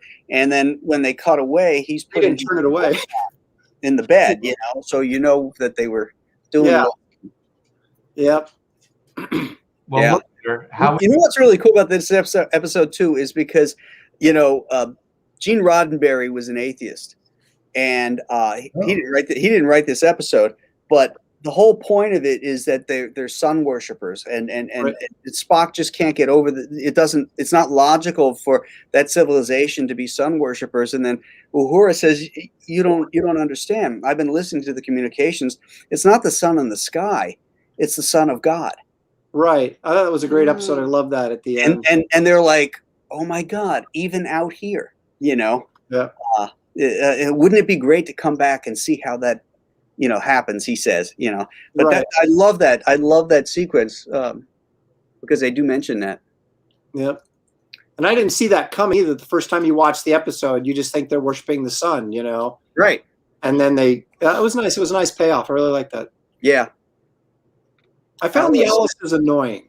They were too annoying to be attractive to me. They were. Yeah. In this one, I didn't do it. I couldn't believe that she was like Kirk's old flame. It just didn't. Yeah, I didn't. She looks old. I liked her character, but I didn't. Yeah. I would rate her as like a, somebody that Kirk would have dated or something. I just Yeah. She wasn't She worth. looks motherly. She looks a little too motherly. Oh, what's with her? They made her look too old. Motherly. Look at that. I like her. Who, this one? No, Yeah, the next one down. Nurse Chapel. But This they made one? her too Yeah. old. Yeah. that was Roddenberry's wife. So Is Yeah. it? Was it? Yeah. He's like, I don't want anybody hitting on my wife, so make her look old. Right. Spock's brain. She shouldn't You even are be not on this Borg. because the episode is so bad. Who is Morg? You are not Morg. Oh, stop! You're gonna make me cry. Here's another one I never got. Like, I always thought this girl always had that resting bitch face. Yeah. Yeah. Oh, I have the Diane Wall there. worst. Yes. The worst Movie. RPF. Never did it. Well, she was in 2 episodes too, as 2 different Yeah. characters, and I mean, you can't say she's unattractive, but she No. just actually does nothing She for me. looks snooty. She looks very snooty. Yeah. Yeah. And she She has has a cold demeanor too You're an idiot. in her acting. Yeah. Now here we go. Now Spock doesn't know it. He's going to get killed right here because this is Charles Bronson's wife. Yep. Was it really? Yeah. But, hey, but Charles Oh yeah, Bronson, Joe Ireland. Yeah. that used to be David McCallum's wife. That's and right. Charles Bronson stole her from him. So Yeah. it's just, Well, that English dude was not getting that chick back. no. No. That's from Bronson. I don't understand. Spock. Don't touch my watermelons. Because he got sprayed with those spores. That Oh yeah, this is she didn't do anything for me either. whole episode. She looks slightly crazy too. Look at those eyes. Yeah. Yeah. She was annoying. Oh yeah, this is that Oh. really skinny girl. This is the Cloud Miners, right? Yeah. Yeah, another really bad one. Third Yeah. season crap. Somebody needs to feed that girl. Total mouse. That's right. Mousy face. Just Oh, this was a good one. This was a good third season one. For The World is Hollow and I Have Touched the Sky. that's the one McCoy falls in love with, right? Yeah, where he's dying of that rare disease. We won't hold it against McCoy. You know, That's a perfect McCoy check. Woman, Yeah. that's a man. Yeah, baby. oh, here you go. Here's the one. Here's the android. Now, I'm not buying Kirk falling in love with her too. I mean, this whole thing around her neck, it looks horrible. You know, crazy eyes. Yeah, she's got the crazy eyes A too. little bit like If the eyeball doesn't touch like the eyelid, then you know. crazy. Is it? No, I just blech, Yeah. blech. Oh yeah, I forgot about this character. Yeah. Well, considering she started out in like with charcoal on her face and a stocking cap, Right. she cleaned up fairly nice. She cleaned up pretty good. Yeah. Oh, and then the second Oh worst no, the episode. Turnabout Intruder, the worst episode. Oh, Yeah. Oh, Joan Edith Collins. Collins. how can Joan Taylor. Collins be that far on down on the Right. list? Wow. Is Yeah. that the gangster one?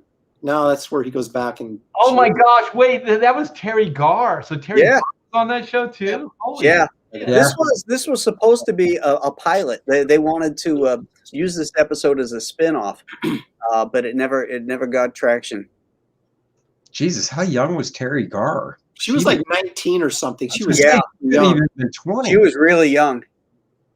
No, because she was when she did Young Frankenstein in '74. She was like 21 or 22 or 23. I mean, she was really young, so she had to have been like 18 or 19 in this. Rolling Is it, Yeah. is it true, Aaron? Is it true? That's from Blazing Saddles. Blazing Saddles. It looks It's like true. It's true. looks like my. Phyllis Douglas. Come on. Yeah, she's pretty. She's like a girl next door. Cute. You know, Yeah. Yeah. Exactly. being trapped on a planet with a bunch of cavemen, she's okay. Yeah. Now, see, I liked her too. She looks older, but she had Badass. kind of she had an appealing quality about her. I don't know, can't really put my finger on it. I didn't like this one. I thought she was somebody's mother. Yeah. Yeah, she doesn't- Yeah, but she was like a good-looking mom. You know, I'm at the age where I appreciate good-looking moms. There's a word for that.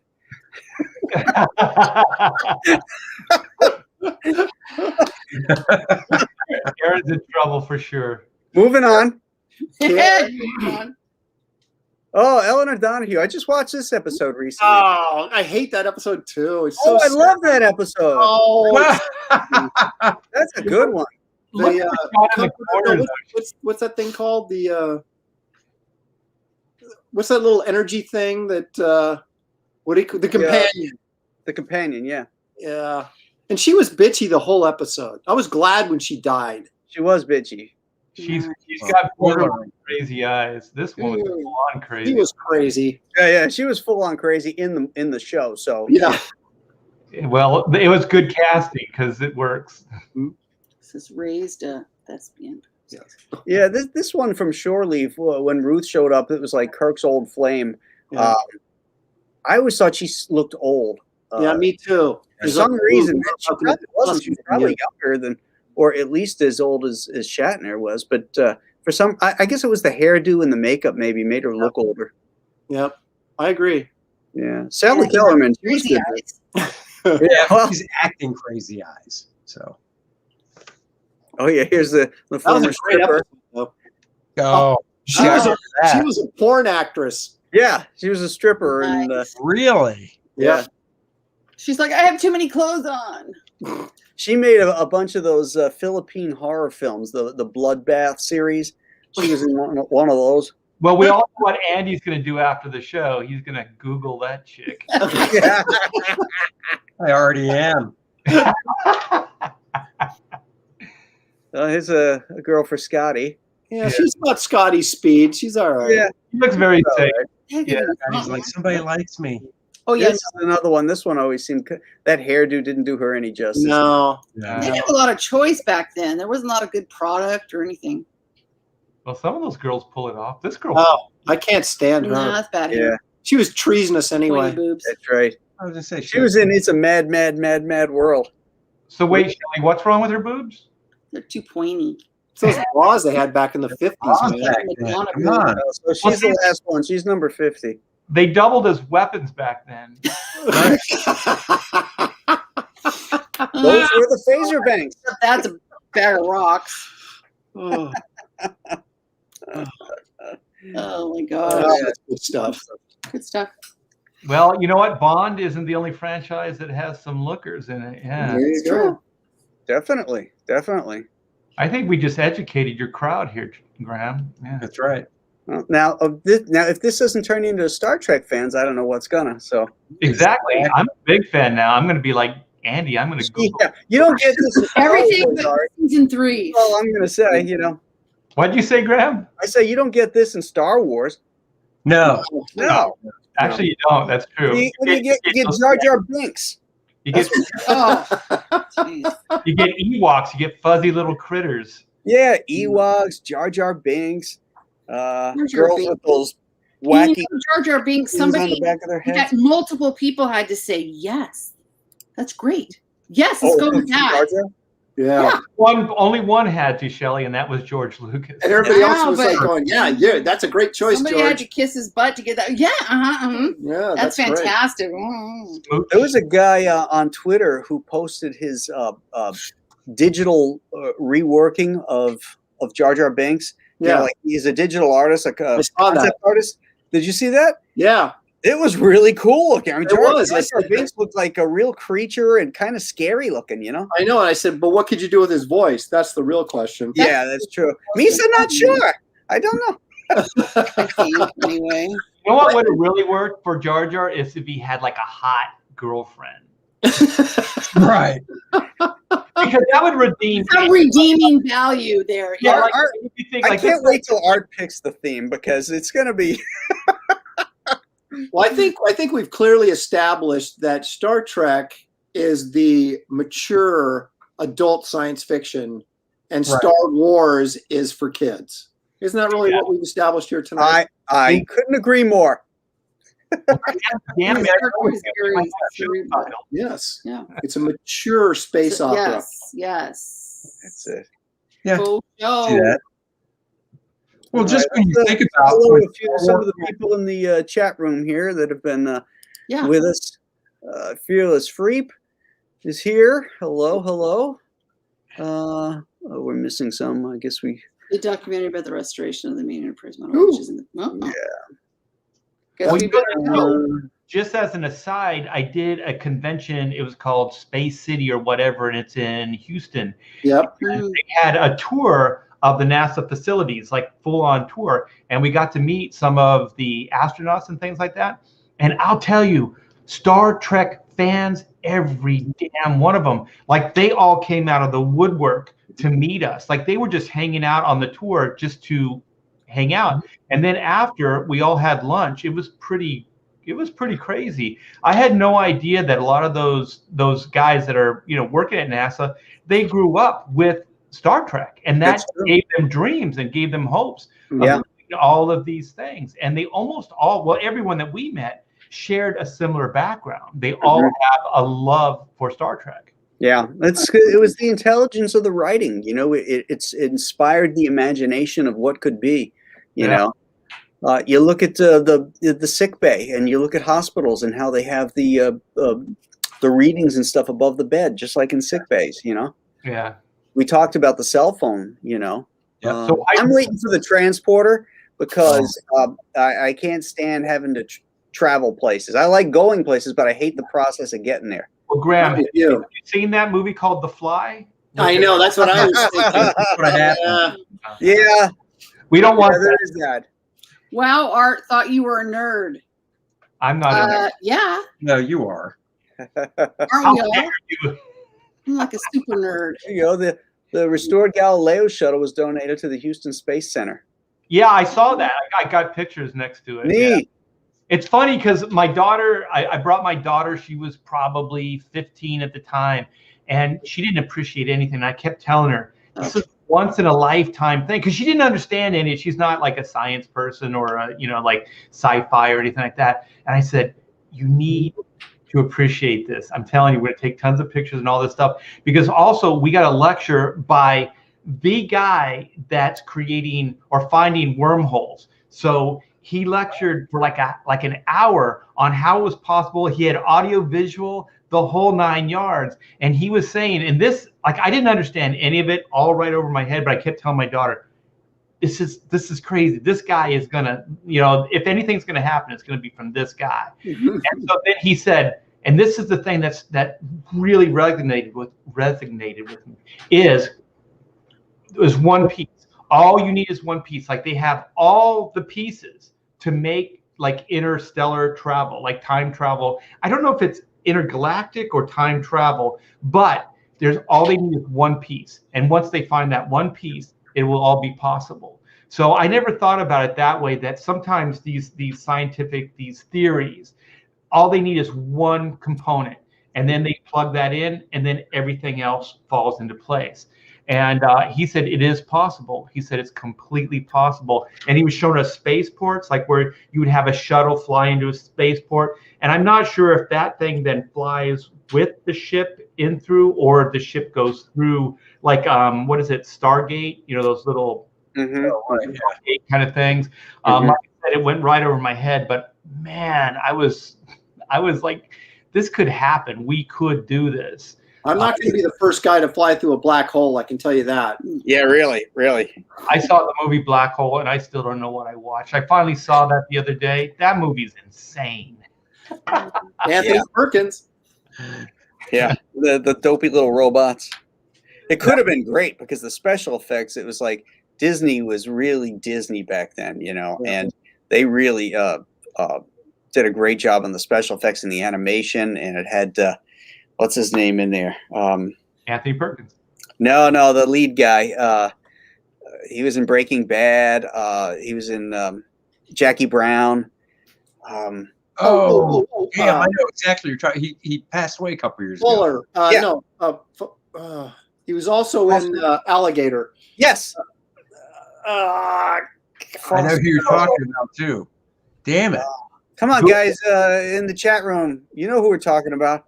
Starts with his last name starts with an F. It's like Fuller or Who's in Breaking Bad? Yeah. Which character was he, Aaron? He was the guy who ran the vacuum cleaner store. Robert Forster. Robert Forster. That's it. Good job. Wow, that was Robert Forster. He was young in that. Yeah. Hole, like a kid. Yeah, that was what, 1979 Black Hole? Maybe, yeah. It was the late 70s. Yeah. I think it would have had to be sooner because Star Wars. It had to be before Star Wars, right? No. No, it was after Star Wars. It was okay. Yeah. 70. It was right around the time Superman came out. I want to say like 78, 77, 79, somewhere in that. Yeah. Superman came out 79. That was a good. Is it 79 or 78? 79? 79, I believe. 78, isn't it? I was in 8th grade. I know that. So that would have been. Well, because I went and saw the 40th anniversary of that too, and I think that was 2018. So I don't know. I wasn't around back then. I think it was 78. I'm not going to bet my life on it or anything. I think you should. No, just not going to. I'm not going to. Life insurance is 78. Well, it's true. Yeah, it's 78. I'm more dead than I am alive. Aren't we all? Phasers set to complete annihilation. Shelley wants to collect on that insurance. Does anybody remember? Right here. Well, and I am a carry licensed badass. So, Do you? Do any of you guys remember the first Star Trek episode you remember watching? I remember. Was it by any other name? The one where they had this? They turned the people into like mineral cubes and crushed them. Mm-hmm. Well, in the TV guide that week, it described these characters as like octopus monster type things that took on human form. So my mom wasn't sure if they actually showed these creatures or not. So she wouldn't let me watch it because I was extremely young. I was 4 or 5 years old, right? So she was not going to let me watch this. So she was watching it in the other room, and I sat around the corner in the stairway listening to the episode, but I couldn't watch it just in case these monsters came on. So that's my earliest Star Trek memory. Whether that was the very first episode, I don't know. Okay. All right. Andy? I mean, I don't know the first episode. I remember I definitely saw, and I don't know how many episodes there was. The green chick was in, but I remember those. I remember Trouble with Tribbles. that was mine. Yeah.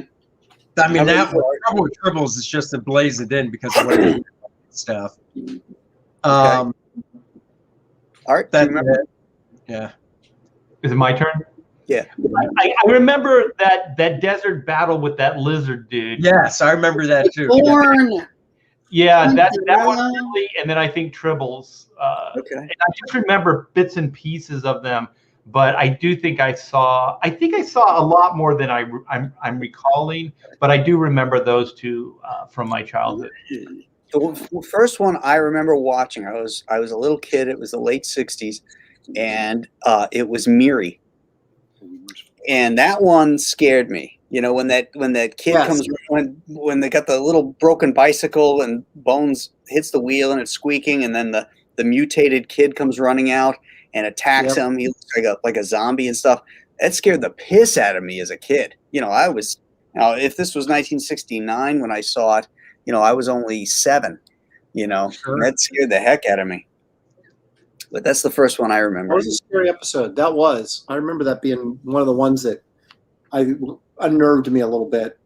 Yeah. You know, if that was 1969, I wasn't born yet. So You and me. Baby.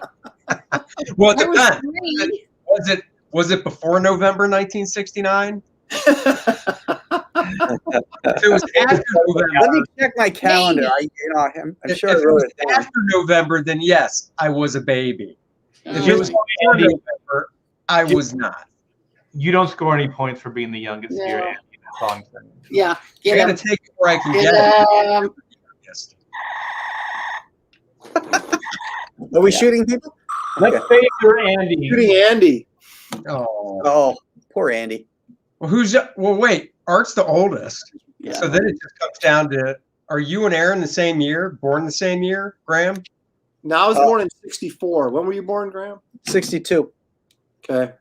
Oh, Aaron, you're the second. Art's like, one. no, That gotta make And you yet feel you broke good. into comics 8 years before I did. That's 'cause you Art's around- you're just a few months older than me, right, Art?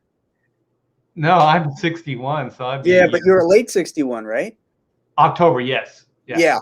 Yeah. So October, November, December, January, February, March. Yeah, so you're 5 months. 5 months older than me. So Graham's been chasing my shadow ever since. Yeah, but you're so old that shadow's slowing down. Reeling in. That hurt right here, brother. Hey, but wait, Art, I think Graham's the only person on the panel that you've never inked, right? You guys haven't worked together before, have you? That's true. That's You true. ain't there, After though, that haven't you? comment, it's never going to happen. Whoa! That's Whoa, hey, now it's getting Damn. now the show's getting good. Salty. all right, if I had a phaser, I'd blast you right now, Graham. Well, I just happen to have one. Oh. But you know what? I've got it on stun, so that's the stun sound. Oh, that I want sounds. to kill you. Oh. Yeah, that's true. I got that. So they do make different sounds, the stun and the Yeah. ooh.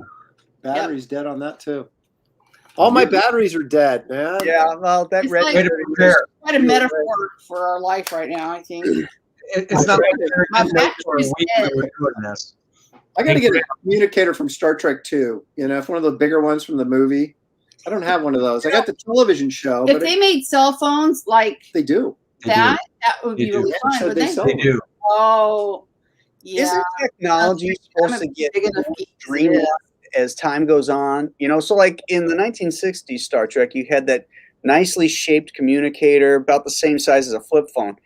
You forward fast 20 years in their time frame, and now you've got Star Trek Wrath of Khan, and they got this gigantic clunky freaking communicator that looks like you have to crank it to get My first cell phone had a handle. It was so big, so that seems appropriate. It had the Yeah. the twirly, yeah.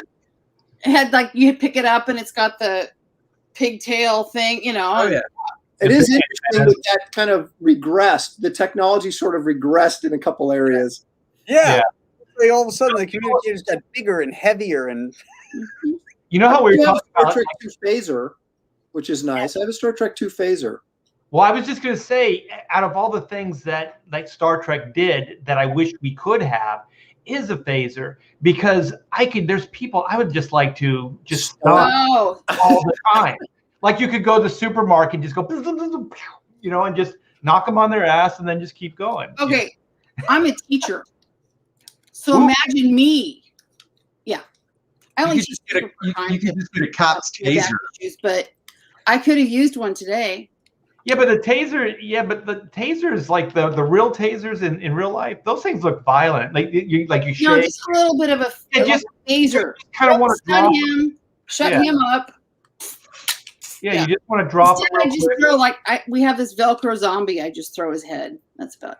you know what I always wonder is what did the Enterprise need phasers for? If you've got a transporter machine, why couldn't you just lock on the captain of your enemy ship and beam him off into space? Oh, anywhere, yeah. Well, because if your shields are up, You know? shields are up, you can't use a transporter, right? If the shields are up. Can you- Well, that's the way they write it. Yeah. Yeah. Okay, now, hey, do you have one of these that actually the hand phaser detaches? Oh no. See? Phaser one Oh. and phaser two. Yeah, look I at think that. Sharon just showed us who's the biggest Star Trek. Well, let's see if it works. Well, it's recharging. Okay. Actually, It's recharging right now. people Yeah, but here's the thing: if they made a Like in our house. gun, yeah. if they made a gun where the little hand thing comes out, why wouldn't you just carry it around like that all the time? Because Okay. the other piece magnifies the power of it. Oh, okay. Right. Yeah, the phaser one is a smaller unit, Right. and when you plug it into the other one, then phaser two is a much more powerful phaser. You know what? Right, I wanted to get that big laser gun from the pilot. No man goes before. Yeah, the big old phaser rifle or whatever. Yeah, that would be a cool one to I've get. seen them floating around. I'm sure they're not cheap though. No, probably not. So I'd like which to one do of one you of those Which one of detachable. you two has an actual Star Trek shirt? Because I know one of you two has to have one. Don't lie. Star Trek shirt? Yeah, You an mean actual, like The actual shirt? I yeah, almost like they bought one. wore. We do No. have robes. We have did- Star Trek We have robes. Star Trek robes. You have a his and her? Isn't that cute? No, we bought it. His mom is a huge Star Trek fan, so Yeah. we used to like yell Star Trek, and then she'd put her robe on, and then come downstairs, and we'd watch classic Star Trek. So the kids, we would have competitions to see who could spot the Enterprise first and the intro. There it is. There It it comes is. out of space. Yeah. We've raised both kids on Star Trek. But yeah, we have had Star Trek T-shirts before. I don't have any right now, but we do have the robes. No. Okay, I have to bring this up. Okay, Galaxy Quest. Where does everybody? Oh, I love Galaxy. love it. The best. That's Is what there air? You don't know. I love when it's probably this. what's his name beams up to the thing, and he's already lost his shirt, and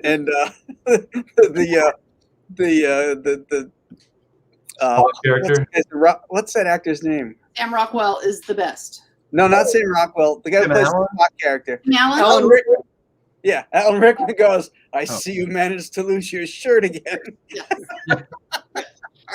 Oh, that's It's the best. always about you, isn't it? Yeah.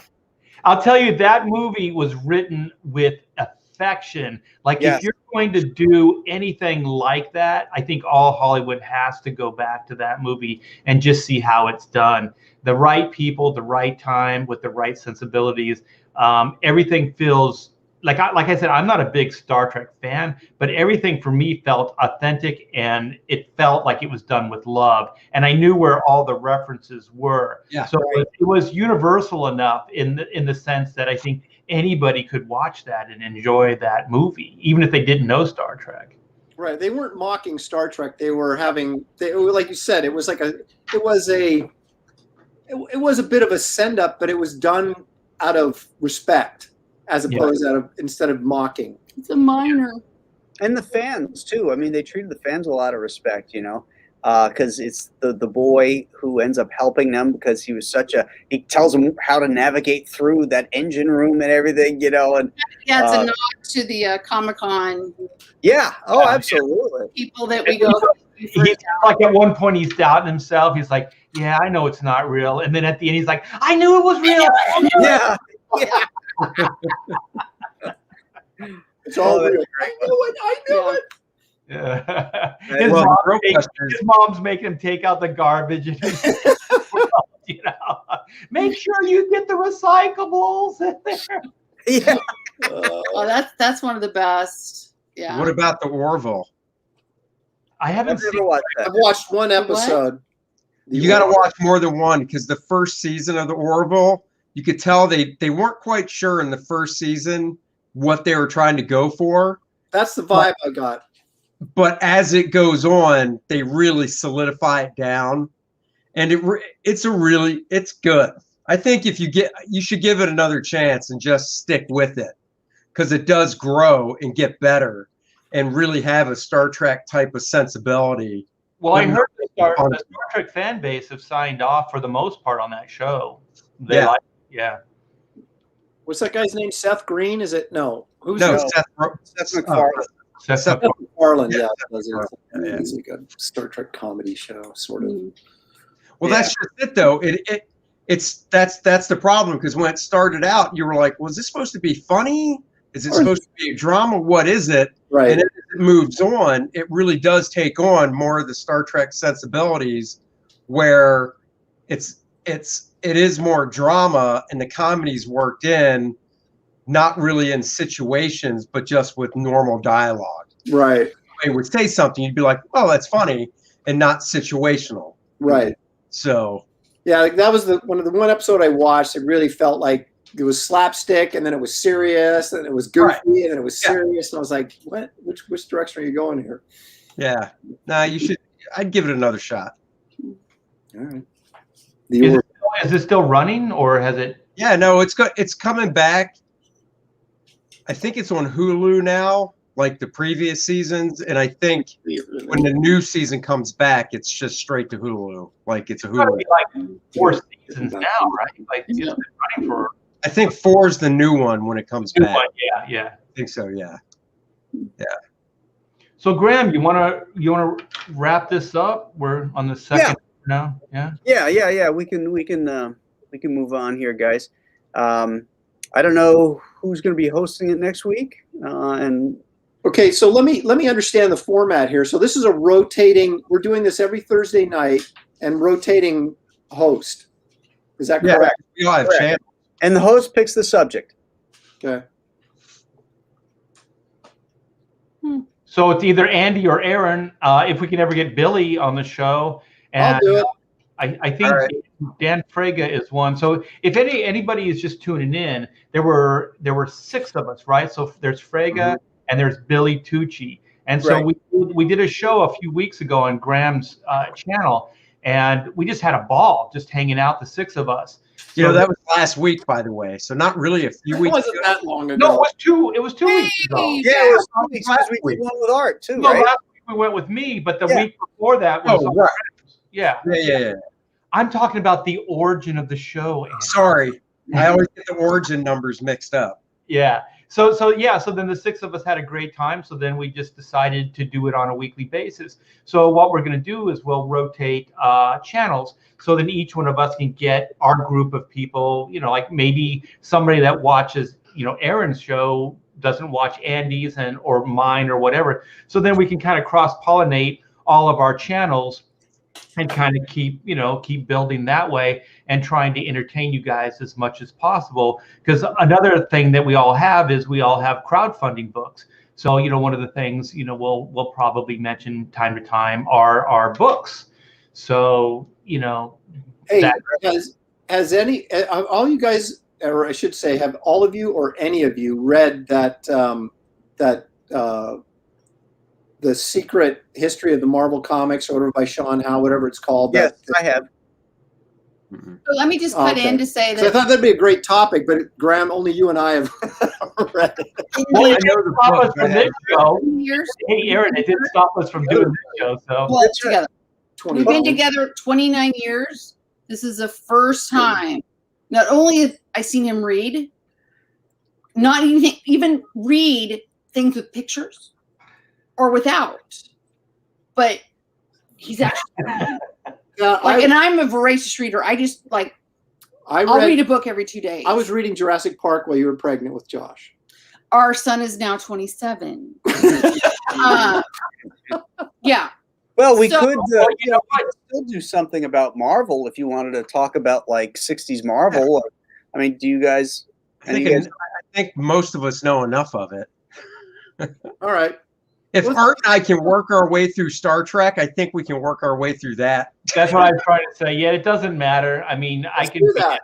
I can be. Let's visit the creation of the Marvel Universe and some of the details about that and our opinions about things like that. Because I'm reading that book right now, and it's interesting. There's not very many pictures. There's a lot of words. There's no and pictures. he's reading it. There's no Are pictures. they big words or What? little? No, lot of they're words. they're you know, they're average. I have to have my glasses to see it, the letters, but they're not. It's not like tiny type. It's a big hardcover. You know. I know, but I might have. How old is that one? Because I know I read one book. It's been that book One? is. No, haha. I only read one book about Marvel. What's the name of it? It's called the. I think it's the Untold History. What is it, Graham? It's the Untold Marvel. Anybody get it? Graham froze I'll go up. get it. Yeah, she's gonna grab it. I think it's.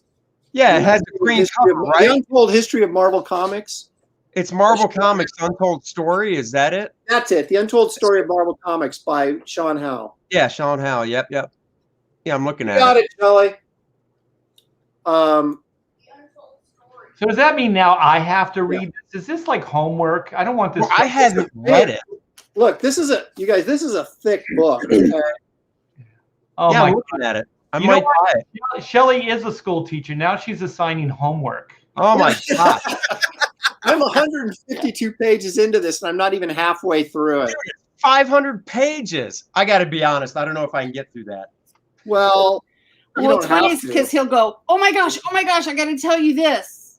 I'm like, okay, I'm almost asleep. The first, Awesome. like the first 100 pages are Silver Age stuff, and then Kirby leaving for DC, and then it goes into the 70s, and it spends a great deal of time talking about Starlin Englehart doing drugs and writing comics, and they completely passed over Barry Smith in Conan and why Marvel went to Conan. It mentions the monster books, but it doesn't really say why they went that direction. It just says they did. Let's save this. Save that for next week.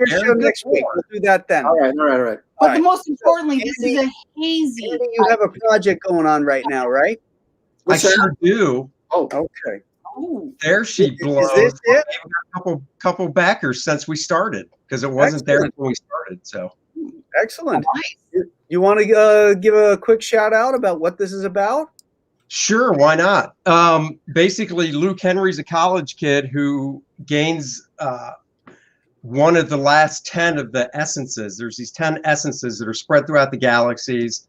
Each one inhabits a different host on a different planet. The one on Earth inhabits this college kid, Luke Henry, and Monarch, the big baddie of the story, is trying to collect all 10. He's already got 9 of the 10. And when I say collect, he absorbs them into his being so that the host that he gets it from, dies, obviously. And he's trying to get the last one from Luke Henry. And Luke Henry's character, when he changes into Apollo, the main character, is kind of my love for Shazam, with Billy Batson changing into Shazam with the magic word. There's no magic word, but Luke transforms, so he's not always in that guise of Apollo. Okay. And then Penumbra, the female character, is working her own agenda, so you don't really know when you're reading it till the end where she really falls with these two characters. Okay. It's kind of cosmic. It has a little bit of my love of Captain Marvel, the Jim Starlin stuff that I grew up on as well. And that's what it looks like. Yeah. First man, you know the drill. A college kid is imbued with great power and likes it. Penumbra has other plans, and hand delivers him to Monarch. Fun 64-page action-packed comic book, harkening back to the glory days of Marvel Comics, only on Indiegogo. All right. That sounds exciting. Yeah, so that's the ticket. 64 pages, perfect bound. I got a variant cover by my buddy Bart, or our buddy, because we all know him. And then there's a program book, which is 40 pages, which is kind of like behind-the-scenes stuff, making of page layouts, unused layouts, concept stuff, things like that. So okay, great. That's the deal. Let's see what this is. There we go. Chrono Mechanics Retrofit. Ooh, Art, you up to 50 grand, man. Oh, wait, Art walked away. I'm sorry, I took a pee break. Chrono Mechanics Retrofit. Yes, this is the love of my life. Well, my wife is first, but this is very much up there. And these are time traveling repairmen. So what they do is they do more before the dawn of time than most people do all day. That's what they do. And so they repair time. So time in this is just a fun, big action adventure sci-fi humor book. And time is literally a big machine. It's a nuts and bolts, clockwork, cosmic machine. And since it was built in the fabric of the universe at its inception, it is an ancient machine, and it breaks down a lot. So there's a company called Chrono Incorporated that are entrusted in repairing the big machine. So what they do is they hire teams of mechanics to go out and fix the big machine. So this book right here focuses on the 4 characters, which are Team 9.2 of Sector 7, and they are 4 mechanics, and they go out. They it's just kind of like the super fantastic meets the mundane. So it's just their pain in the ass job. You know what I mean? Like, these guys see things that nobody will ever see in their lifetime. They see it on a regular basis. So, but to them, it's just a pain in the ass job. You know what I mean? They commute through the time stream. They drink their coffee. You know, they get to the work site. They fix the machine, and then they just kind of want to get home to their families or whatever their life is. So, great layouts here. This is cool. Oh, thanks. So it really is just kind of just a fun action adventure. And there's one in this story, I don't want to give away too much, but we have a new recruit. So I wanted to show, even though it's a humorous book, that possibly, well, it's dangerous. Let's just say it's dangerous. So at the beginning of this, spoiler alert, they lose a team member. So they're recruiting a new team member, which is Doug. And they never recruit from the latter 20th century because a bunch of slackers, right?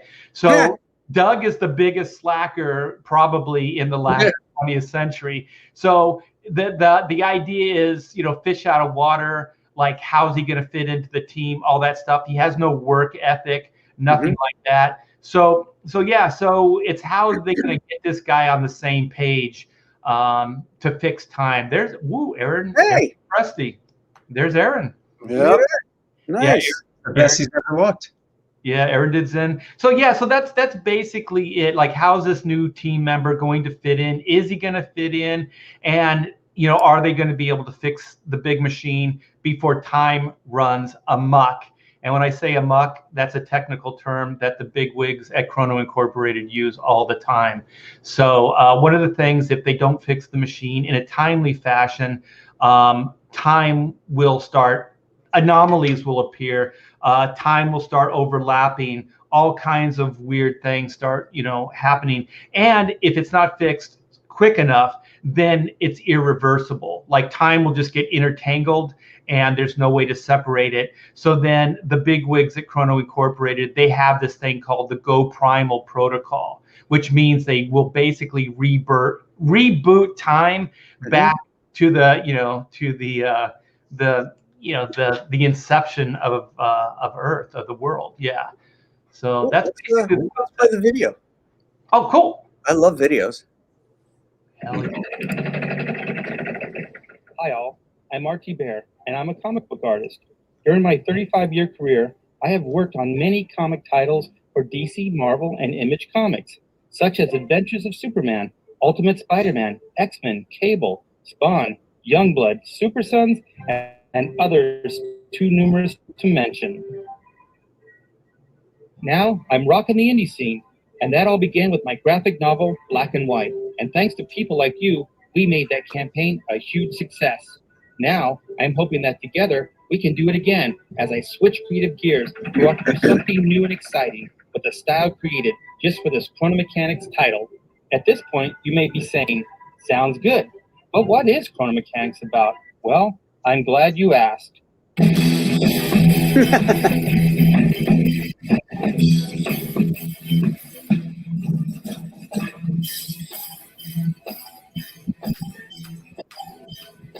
This wildly funny sci-fi action adventure graphic novel focuses on the best prepared team to ever turn a wrench. I'm talking about Team 9.2 of Sector 7. Chrono Mechanics is about the brave, knuckle-busting son-of-a-gun repairman who fixed the big machine known as time. And yes, when I say machine, you heard right. What keeps our time running smoothly is an ancient, nuts and bolts cosmic clockwork machine that is as huge as the galaxy itself. So join a prehistoric businessman with anger issues. Caravaggio, frustrated Renaissance artist and inventor. Zinn, a child deity with the power of the gem. And a potential new recruit, Doug, a 70s rock god and slacker with crazy dumb luck.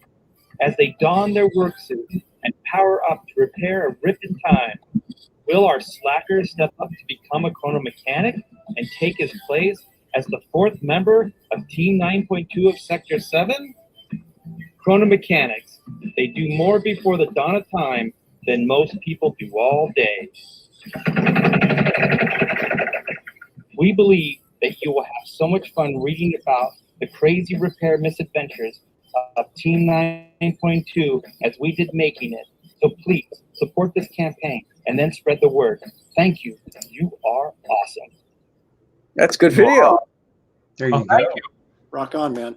So, Thank you, Graham, for letting me, post that. oh, of course. So this is in demand. When do you expect to deliver on this? It's already been delivered, so it's already been fulfilled. So anybody who orders now, their book will go out within the week. So we're still getting orders on a regular basis, and I work in a partnership with my wife, so she usually handles the fulfillment. So there's a little bit of crossover, and she writes and creates with me as well. So she handles the fulfillment, and usually she can get the orders out within the week. Oh, absolutely. So that's great, guys. So back this thing, it's already done. So, basically you're just buying it now. Get it sent to you. Good stuff. Andy, Thanks. when is yours coming out? April. April. Oh, wow. That's quick. Okay. Excellent. Excellent. Yeah. Aaron, did you have anything? Not yet. I'm working on it. I'm going to, I hope to have this thing. I got shoulder surgery coming up at the end of this month, and I want to launch my coloring book / storybook project like right at the end of February. So it'll be available for order during March. So I am kind of working on getting the illustrations for that finished. I'm almost done, but I'm probably going to put up a pre-page, what do you call it? On Indiegogo, where you put it up a couple weeks before it actually goes live, so people can come and a sign up page. Yeah.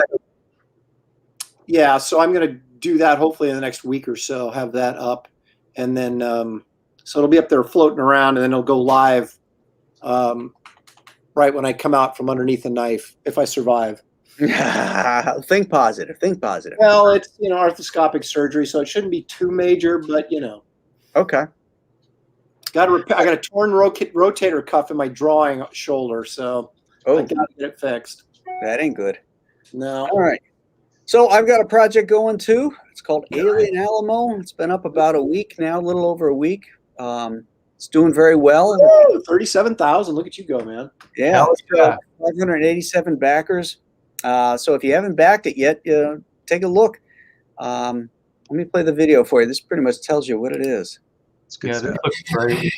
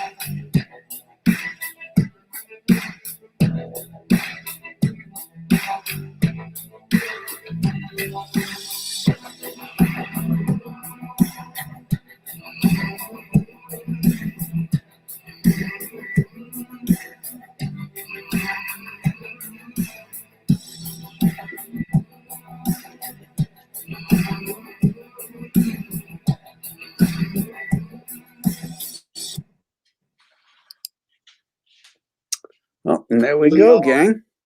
Nice. Cool. So this is a fun little, it's a Western tale, modern day. It takes place in, modern day, but it's 1957. And Travis Houston is a World War II vet who's been scarred by what he's seen and done in the Pacific, and he can't relate to his son until another war is brought to his doorstep, a war with aliens, and that he and his son have to repair their relationship while saving the world. So this is a really, really cool action-packed adventure tale that is really about relationships, because all great stories start with an emotional heart. So I think you'll like this, and I'll ask you to take a look at it. I'll put the link in the what's it called, comment section here really quick. I put your guys in there as well. Thank you. So everybody's up in there now. And so take a look at them, gang. There's some good projects out there. And so I want to thank everybody for coming in to listen to us babble on about Star Trek and other nonsense. And we're willing to do it again next Thursday. That's right. We're going to do it over at Aaron's channel. So I'm sure he'll post a banner or something and let people know about it. Oh, yeah. And, come back next Thursday, and that'll be a lot of fun.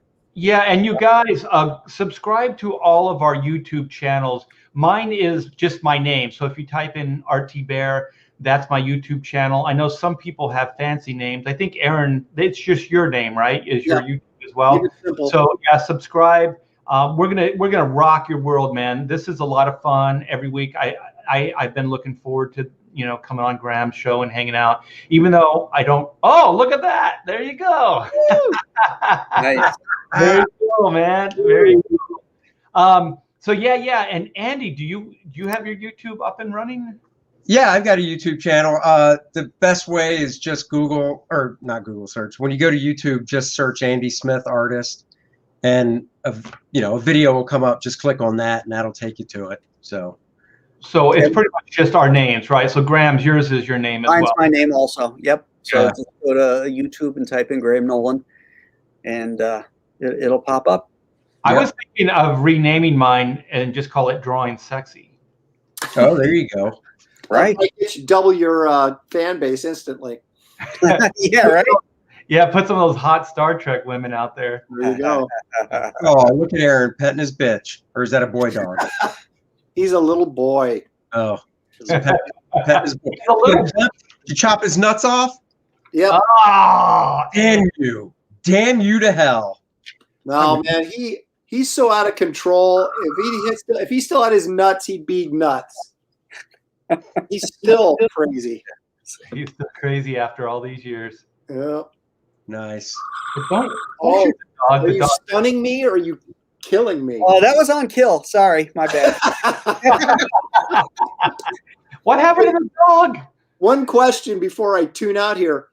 So is this show always called The Bald, the Beautiful, and the Art, or is that just your show? No, you can name it whatever you want. Okay, I thought I was wondering just used that a rotating show or exactly what it was, but I think eventually we should come up with a name. I think last week on my stream, I was like leaving it up to the chat. There were a couple good ones, but I don't think it connected with any of us. So we're still searching, you guys. So if you want to, message us with names, things like that, we'll take. Yeah, that's a good idea. Yeah, fans get involved. Yeah, exactly. And then all we have to do is just find 6 guys that'll agree on the same thing. Go, yeah, that's perfect. Let's go with that. It's not going to happen, but we could call the show Set to Stun. I like it. We will all the beautiful and the art. Okay. I like it. Yeah. And then when Billy comes in, we'll have to throw something else in. That's right. Yeah, the hairy duo. The hairy duo. We're baldly going where no show has gone before. Exactly. Yes. Well, thanks again for hosting this week, Graham. Right. Thank you. No problem, guys. And go out there and back these projects, folks. There's some great comics out there, and they're not being done by corporations. That's for sure. Oh, that's for sure. All right. Again, tune in Saturday for Saturday Morning Western Roundup. Going to be talking about the War Wagon. And then meet us back here next Thursday. Did you say the Horror Wagon? Oh, that's That's our show. Yeah. All right, guys. We'll catch you next week. We'll Thanks. see you.